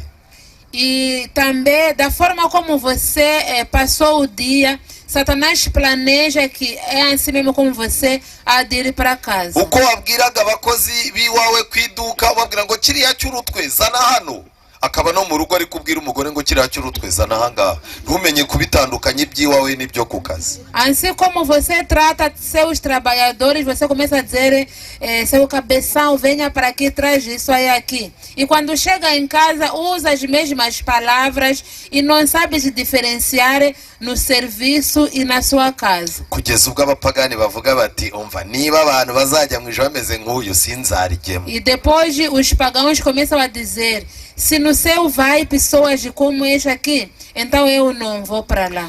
Inama ya munani yagiriwe. Oitavo conselho. Reka intambara zawe ugerageze kuba umunyamahoro mu buzima bwa buri munsi. Deixa teus conflitos e tenta ser alguém da paz todos os dias. Inama ya cyenda. Nono conselho. Ufite amasaha yo gukosoreramo ibi. Kristo arimo arakubwira ati icyo giti giteme kuki cyakomeza kunyunyuriza ubutaka. Mu magambo make, ufite amasaha yo gukoreramo ibyo bintu, yo gukosoramo ibyo bintu. Você tem horas para corrigir essas coisas ou fazer valer a pena esses conselhos. Uracyafite amahirwe yo gukosora ibyo bintu byose tuvuze. Ainda você tem chances de corrigir essas coisas que acabamos de mencionar. Ugatanguranwa mu gihe Kristo ataravuga ijambo riteye ubwoba. E fazer muito rápido antes de Cristo falar uma palavra que vai decidir a sua vida. Kubera ko hari ingo Kristo ari hafi kureba, porque há casas ou lares que Cristo está prestes a observar. Akavuga amagambo nk'ayo yavuze i Yerusalemu. E ele vai mencionar palavras assim como ele mencionou em Jerusalém. Avuga ngo icyo giti giteme kuki cyakomeza kunyunyuza ubutaka. E dizendo, essa árvore corte porque não pode continuar a sugar essa terra. Ikintu kigaragara ni kimwe, mu gihe Kristo akiri ku ntebe y'imbabazi turacyafite amahirwe yo guhinduka. Então, o que nós estamos a ver aqui é uma coisa. Enquanto Jesus Cristo ainda está sentado no trono de perdão, então nós ainda temos chances de se consertar. Mu gihe Kristo akiri ku ntebe y'imbabazi, guhinduka k'umutima kurashoboka. Ntabwo ari ngombwa kuvuga ngo abagabo bose ni bamwe, abagore bose ni bamwe. Enquanto Jesus Cristo ainda está sentado no trono de perdão, não há necessidade de dizer que todos os homens são iguais e todas as mulheres são iguais. Mu gihe Kristo akiri ku ntebe y'imbabazi kandi amateka arura yo mu rushako ashobora kuzasozwa n'amateka y'umunezero yo mu rushako. Enquanto Jesus Cristo ainda está no trono da perdão, as histórias amargas que acontecem nos lares podem se fechar com uma história muito boa no fim. Ikintu kigaragara ni kimwe, nuko ibyiringiro byacu tubifite kuri Kristo. A única coisa que nós estamos a ver aqui é que a nossa esperança depositamos em Jesus. Imana irimo irashaka gufata isano ifitanye n'itorero ikayimurira mu isano nge n'umugore wanjye dufite. Deus quer trazer a relação que ele tem para com a igreja e trazer essa relação entre eu e a minha esposa. None muri uyu mugoroba twicaye aha, usanze urashaka gukomeza mu nzira urimo ngo usenye, cyangwa se urasaba ijuru ngo rigufashe wubake. Então nessa tarde você descobriu que deves continuar nesse caminho que você começou para destruir, ou você ainda quer pedir o céu para te ajudar você construir. Abasore baraha namwe amateka muzacamo n'aya ngaya, kuko ababagira inama namwe muzasa nkabo. Os jovens que estão aqui, a história de vocês que vocês vão passar também é como esta. Então, todos, aqueles que te aconselham, você será igual como eles. Niba ushaka urugo rwiza, tangira ushake kurambagiza kwiza. Se você quer ter um lar muito feliz, procura também começar a conquistar como a lei manda. Niba ushaka umugabo uzaza ahora azengurutswe n'abamarayika, tangira mu rushako rwanyu murambagizanya umugotesha abamarayika hakiri kare. Se você quer que o seu futuro marido seja alguém que será cercado pelos anjos, então procura começar a orar e pedir para que os anjos comecem a cercar ele enquanto antes. Dusangiye inyungu z'urushako, ariko dusangiye n'ibyago byarukomokaho. Nós compartilhamos o melhor que vem do casamento, mas também compartilhamos dusangiye n'inyungu zirukomokaho ziva ku rushako. E também compartilhamos os benefícios que vêm de um lar feliz. Uburangare bwawe bushobora kuzatuma na mugenzi wawe ashyingurwa.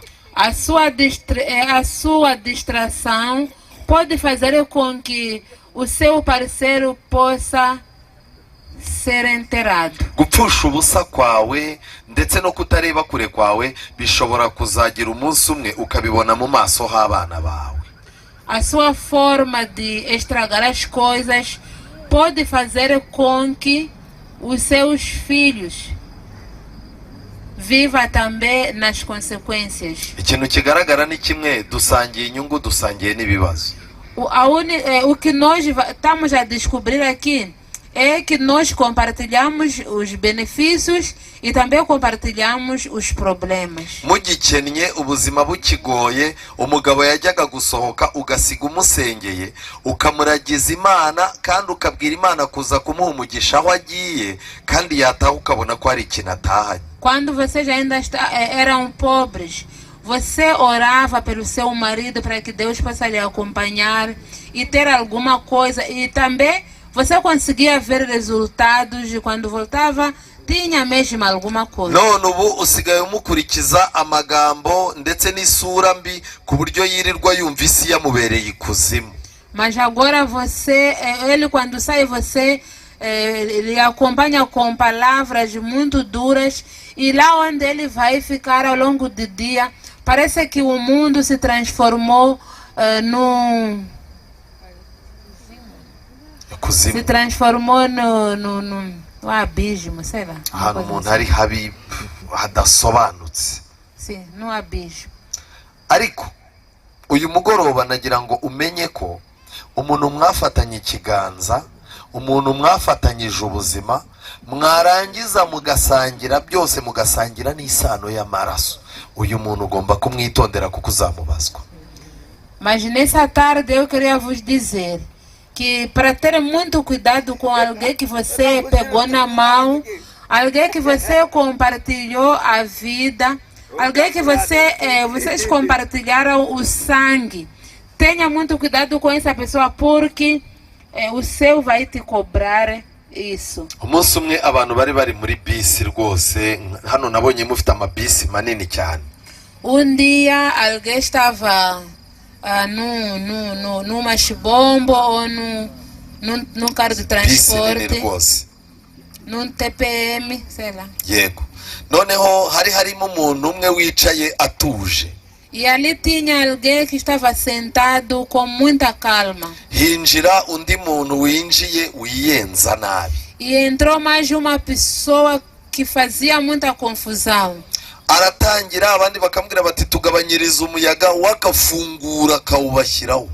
E começaram a dizer pessoa para diminuir janelas porque tinha muito vento, e ele estava a abrir para soprar mais ainda. Ugize icyo avuga akamucecekesha. E quando alguém começava a falar, ele mandava calar. Bisi arayizambya neza, ubona afite umwuka w'ibitutsi agwa abantu nabi cyane. Ele ali começou a fazer confusão com muitos insultos e começou a incomodar todo mundo. Arakomeza abangamira uwo bari bicaranye, rero E amubangamira. depois atormentou a pessoa que estava ao seu lado.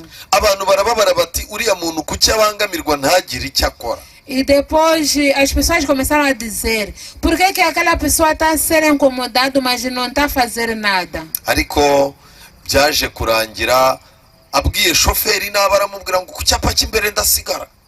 E depois no fim terminou que ele falou para o motorista: eu vou ficar na próxima paragem. Asohoka atuka abantu, atuka na shoferi. E quando saiu, estava a insultar todo mundo e também estava a insultar o motorista. Agenda yijujuta rwose, ubona ari umuntu ufite umwuka utari mwiza. E quando saiu também continuou a lamentar, e ele tinha ar de muito incômodo. Abantu begera wa undi wari usigaye mu modoka bati guta umuntu akwiyenzaho kuriya, umurusha imbaraga ntugire ikintu ukora.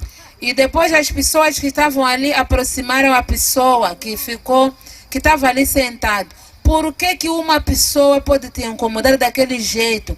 E você é mais forte que ele, mas você não fez nada. Aho narindi nari nabangamiwe, kuki wabyihanganiye wowe? E eu lá onde eu estava no meu canto estava muito incomodado, mas por que você suportou tudo aquilo? arangije aramusubiza ati nta mpamvu zo gutera induru muri bisi. E depois a pessoa respondeu: não há importância de fazer confusão dentro nta mpamvu zo de gushwana chapa. n'abantu. Não há importância de você fazer confusão com as pessoas. Cyangwa byakunda umuntu atera induru ariko ku cyapa cy'imbere aba ari buvemo. Na verdade, você pode fazer confusão, mas na próxima paragem você pode descer. Ubu se urumva nta mutuzo noneho dufite avuyemo? Então você não está sentindo que agora já temos paz porque ele saiu? Ndagira ngo mbabwire ngo mu isi turi abagenzi n'abimukiye. Eu queria vos dizer que aqui no mundo nós somos viajantes e também somos estrangeiros. Ku cyapa cy'imbere haba hari ugomba gusigara. Na próxima paragem sempre alguém vai ficar. Ejo ushobora gupfa cyangwa mwashakanye agapfa. Amanhã você pode morrer ou o seu parceiro pode morrer. Kenshi ujya wibwira ko uwo mwashakanye mutandukanye yapfuye waba ugize amahirwe yo gushaka undi. Na maioria das vezes você pode imaginar de que o seu parceiro quando morrer você tem sorte, vai se casar de novo. Izo ni imbaraga z'abadayimoni zikongorera kuko uw'Imana yaguhaye niwe wawe abandi uzishakira bazakwahagiza. Esses pensamentos são de demônios porque outro casamento vai te fazer suar mais ainda. Iki cyigisho ntabwo kijya kirangira, reka tugifungire kuri iri somo. Esse estudo às vezes fica muito longo, então vamos fechar com esse versículo. Abefeso igice cya 5 umurongo wa 33. Efésios 5:33. Bibiliya irimo amagambo akomeye. A Bíblia tem palavras muito fortes. Nuko namwe umuntu wese akunde umugore we nk'uko yikunda, kugira ngo umugore nawe abone uko yubaha umugabo we. Bibiliya iratangaje. Icyambere igaragaje yuko umugabo agomba gukunda umugore we. A Bíblia diz que Abefeso igice cya 5 umurongo wa 33. Nuko namwe umuntu wese akunda umugore we nk'uko yikunda, kugira ngo umugore nawe abone uko yubaha umugabo we. Abefeso 5:33. Não obstante vós, cada de per si também, ame a própria esposa como a si mesmo, e a esposa respeite ao marido. Ikintu kigaragara hano, Bibiliya irimo irabwira abagabo gukunda abagore nk'uko bikunda. O que nós estamos a ver aqui é que a Bíblia está a dizer os homens para amar suas esposas assim como eles se amam também. Niba warashatse umugabo utikunda ubihebe, ntazapfa gukunze. Se você casou homem que não se ama, é melhor você desistir porque nunca vai te amar. Uyu munsi rero ndasaba Imana ngo yigishe abagabo uko dukwiye kwikunda. Eu hoje peço a Deus para que possa ensinar os homens como eles devem se amar. Kandi nuramuka wikunze nk'uko Imana ibisaba, izahita ikubwira ngo noneho ibyo urimo kwikoraho bikorera uwo mwashakanye. E se você conseguir se amar assim como Deus manda, essas coisas que você faz por você, também irás fazer pela sua esposa. Biratangaje ko umugore ashobora kurara arira, umugabo arara aseka kuri telefone, bari mu cyumba kimwe ku buriri bumwe, biba bivuze ngo uwo mugabo ntabwo yikunda. É espantoso que no mesmo quarto onde está o homem e a mulher chorando e o homem ficar a sorrir ou conversando no telefone, isso significa que esse homem não se ama. Bibiliya iravuga ngo kugira ngo umugore nawe abone uko yubaha umugabo we. A Bíblia diz que para si mesmo a esposa respeita o seu marido. Urugo rero ni ikimina. Então o lar é como um stick. Ikimina ushyiramo amafaranga, ntawe ushyiramo amagambo gusa. Stick, pessoas colocam dinheiro, mas não colocam só palavras. Mu kimina niyo baba baragutoye ngo ube perezida, ku munsi wo kugabana ibya perezida barabanza bakabishyira ku ruhande. Ntabwo ubu twese turangana. No dia de receber stick, mesmo se você é presidente desse stick, vão tirar o que é do presidente, mas depois vão dividir entre eles. Mu magambo make, mu rugo nuramukuje ukabikamo urukundo uzasaruramo kubahwa, umugabo Isso quer azubahwa. dizer que no lar, se você depositar o amor, você vai colher o respeito. Ariko nuba nta rukundo ushyiramo, nubona nuguha kamba mbiri zo gusimbura ingozi wambaye kazaba kabaye. Mas se você não deposita o amor, se você mesmo conseguir alguém para te dar chinelo para trocar, eu juro que isso não vai acontecer. Kandi ikindi kintu kigaragara ni kimwe mu kimina iyo bagiye gufata babara iminsi watanze. E uma coisa que vai acontecer, que acontece no stick, quando querem te dar, começam a contar quantos dias que você depositou o stick. Barabanza bakagushyira ku ruhande ubundi bakagabana za nyungu zabo uko barushye. Primeiro te colocam de lado e vão se dividir os lucros como eles trabalharam. Ubu hari abagabo bashyizwe ku ruhande kubera ko mu kimina cy'urugo nta kintu bashyizemo, abagore barimo baraganira n'abana, akavuga ati aka kana nubwo se yananiye byibuze kampoza amarira ya se, kanyibutsa ko se yigeze kunkunda. Agora nos lares há homens que já foram colocados de lado porque não depositam nenhum amor, e você vai encontrar a mulher apenas a conversar com seus filhos. Ele pensa que, apesar de que o pai é uma pessoa impossível, mas a criança vale a pena. Kugeza igihe uzaza usanga mu rugo ureba umuntu ahahagaze ubaza uti se ni umuzamu wanyu, bati hoya niwe papa w'uru rugo. E vai chegar no momento que você, quando chegar no lar, vai encontrar alguém parado no canto e perguntar se ele é guarda daqui. E a resposta vão dizer que não, é pai dessa casa. Imana iduha urukundo twebwe abagabo, kandi Imana iha abagore kubaha. E que Deus nos dê amor, nós os homens, e também nos dê o respeito, e dê às mulheres o respeito. Kandi iminsi y'ubujiji bwacu n'iminsi y'ubugoryi twise ubwenge, Imana itubabarire dutangire iminsi mishyashya. E o tempo de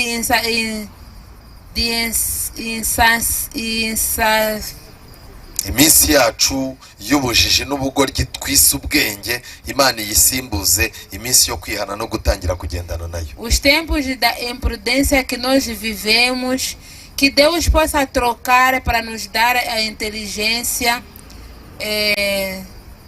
que Deus possa trocar para nos dar a inteligência e nos dar, nos fazer caminhar com Ele. Imana yo mu ijuru igenderera imiryango yacu kugira ngo abaherekezaga mu gusenya, Imana ibahagarike ibazamure kugira ngo ingo zabo zizabe izo Kristo azirata ku munsi usoza amateka y'isi. Que Deus visite os nossos lares, para que aqueles que estavam no caminho de destruir seus lares, Deus possa visitá-los para voltar a construir, e no fim possamos se alegrar junto com o nosso Deus. Imana yongere tugarurire impumuro twumvaga abo twashakanye bari bafite tukibarambagiza. Que Deus possa nos dar aroma que nós sentíamos no passado quando acabávamos de nos casar com os nossos parceiros. Iduhe ikibatsi mu mutima cy'urukundo nk'icyo twari dufite twenda gushaka. Que nos dê o perfume que nós tínhamos nos nossos corações quando acabávamos de nos casar. Kandi Imana itwibutse amagambo meza twavugaga y'ibyo tuzakorera abo turimo gushakana nibaramuka badukundiye, kugira ngo ibitwibutse iduhe n'imbaraga zo kubishyira mu bikorwa. E que Deus nos ajude a lembrar as palavras que nós prometemos as pessoas que casamos com eles, e que possamos tentar colocar em prática, se assim Deus permitir. Reka mbasabe muhagurukiraho muri dusenge. Eu vou pedir para vocês se colocarem em pé e vamos orar. Mu mwanya tugiye gusenga kandi wereke Imana urugo rwawe. Niba utifuza gusenya ushaka kubaka, mu ijuru hari Imana yakubakira. E quando nós oramos, erguer o seu coração diante de Deus e peça para que Deus possa visitar o seu lar, e que Ele possa construir o seu lar. Se você ainda quer construir a sua casa. Witeka mana nziza, izina ryawe rihabwa icyubahiro. Abana bawe twongeye kuza iruhande rwawe kuko ariho dukura inama, niho dukura ubwenge. Izina ryawe rihabwa icyubahiro. Iminsi yacu y'ubujiji mu rushako yabaye myinshi. Bamwe bagiye bihimura ku bandi, abandi bagiye bagambirira ibibi, ndetse n'abandi bagiye bakora ibyaha mu buryo bazi yuko barimo kubabaza abandi. Ariko tuje gusanga atari isi gusa twababaje cyangwa abo twashakanye, ahubwo n'ijuru twararibabaje. Buri Imana yiteguye gutanga imbabazi, ngwino ugira icyo ukorera iri teraniro. Abana bawe mu mwuka mubi Satani agenda ashyira mu matwi yabo, bakagenda bumva amagambo mabi, bagakeka ibibi ku bandi, abandi bakatura amagambo mabi arimo n'ubugome, abandi bagaterera nabo bashakanye kugira ngo bazivumbure bigendere. Uyu mwuka ubwo dusanze atari mwiza, reka umwuka we wera atwegere. Duha abamarayika mu miryango yacu kugira ngo baze ku nkingi z'iminwa yacu, baze ku nkingi z'imitima yacu, baze ku nkingi z'ibiganza byacu, kugira ngo icyo dukora cyose kibe cyemewe n'ubwami bwawe. Wongere uvugurure iri torero, kuko abapagani barebye uko dukora, barebye uko tubayeho mu miryango yacu, barimo baradutunga urutoki bakavuga yuko niba ijuru rifite abantu nkatwe, nta kintu ijuru rifite. Ubwo twabaye igitutsi rero no ku itorero ryawe, ngwino ugire icyo ukorera ubuzima bwacu. Abantu bazakurikirana iki cyigisho, uzabaha imbaraga zo guha agaciro ibi bintu nk'izo twari turimo kubiha ubwo twari twicaye hano. Kandi dusoje dusanga ko ijambo ryawe ridufitiye inama, ariko ko twarishyize ku ruhande turimo turapfa ubusa. Kandi mu gihe Kristo ataravuga ngo iki giti ni mu giteme, kirimo kiranyunyuza ubutaka gusa, turacyafite amahirwe yo kugira ibyo dukosora. Ngwino dukosore kugira ngo natwe dukosore ibyapfuye. Abana bacu bagenderere ibyo turimo gucamo bibi, uturinde ko abana bacu babibona, kuko nibabibona natwe tuzasaza tureba ibibi. Ubane natwe, uturwanire ishyaka kugira ngo umuntu wese uri muri iri teraniro wifuza kubaka umwubakire, kandi uwifuza gusenya umuburize amahoro mu byarimo, umwereke yuko gusenya ntacyo byamara. Izi ngo zacu dufite kuzubaka byagutwaye imbaraga, bitwara abamarayika bawe imbaraga, natwe ubwacu byadutwaye imbaraga. Ariko izo mbaraga zose zakoreshejwe, Satani arimo arashaka kuzipfusha ubusa. Ubwo utabara abandi, natwe ntudusige. Kandi umwuka wera agenderere buri muntu wese uraha, ngo atahatekereza kuri iki cyigisho. Dore hari abantu benshi biteguye gukoma amashyi babonye imiryango yacu yasenyutse, babonye twatandukanye. Ubwo abadayimoni biteguye kuvuza impundu, ngwino uzambye kandi wice ibyo birori by'abadayimoni. Uduhe kugira ngo dushimishe ijuru, kuko ari ryo ritubeshejeho. Uduhe umugisha wawe. Nsabiye imiryango iraha idafite urubyaro kugira ngo bagenderere. Erega ni wowe ufite ikiganza ushyira hejuru y'inyanja igatuza, ni wowe ufite ikiganza wakozaga ku bantu bagakira. Aho wageraga wavugaga yuko ijuru rihageze. Reka muri uyu mugoroba ugire icyo ukorera imiryango yacu, ndetse n'imiryango idafite urubyaro. Ndakwereka imiryango yahuye n'ubuzima bw'uburwayi, ubwo burwayi bukaba insiriri ituma bakena, kugira ngo bagenderere, ubavure kandi ubahe kugira ibyiringiro muri wowe, kandi ubashumbushe. Ndakwinginze. Hari n'indi miryango ifitanye ibibazo bitewe n'uko ubutunzi bwagiye bugabanuka, bukagabanya n'umunezero. Ngwino ubahumurize, kuko uri Imana yo kubahumuriza. Wewe wabaciriye inzira ntacyo bafite, reka wongere ubacire inzira, kuko nubwo bibwira ko hari icyo bafite ntacyo, ngwino ugire icyo bapfumbatisha. Turakwinginze uduhe umugisha wawe. Tukweretse abana bawe bazabatizwa bariri muri iri teraniro, kugira ngo nabo abubatse ingo uzabaha ingo nziza, kandi abateganya kuzigira ubahumura amaso kandi ububakire. Ndakwinginze. Ubwo ku isabato bazaba binjira muri iri torero kubwo kumenya ukuri kwawe, uzabahe kugira ngo n'iki cyigisho kizabafashe, kuko nta kintu cyiza kibaho nk'urugo rwa kidivantisite. Uduhe rero kugira ngo amahame y'ibyo twizera agaragare mu miryango yacu kuruta uko agaragara ku minwa yacu. Tubisabye twizeye mu izina rya Yesu, amen. Imana. Kwiringira TV, ubutumwa bwiza kuri benshi, gukizwa kwa benshi. Matayo 24:14.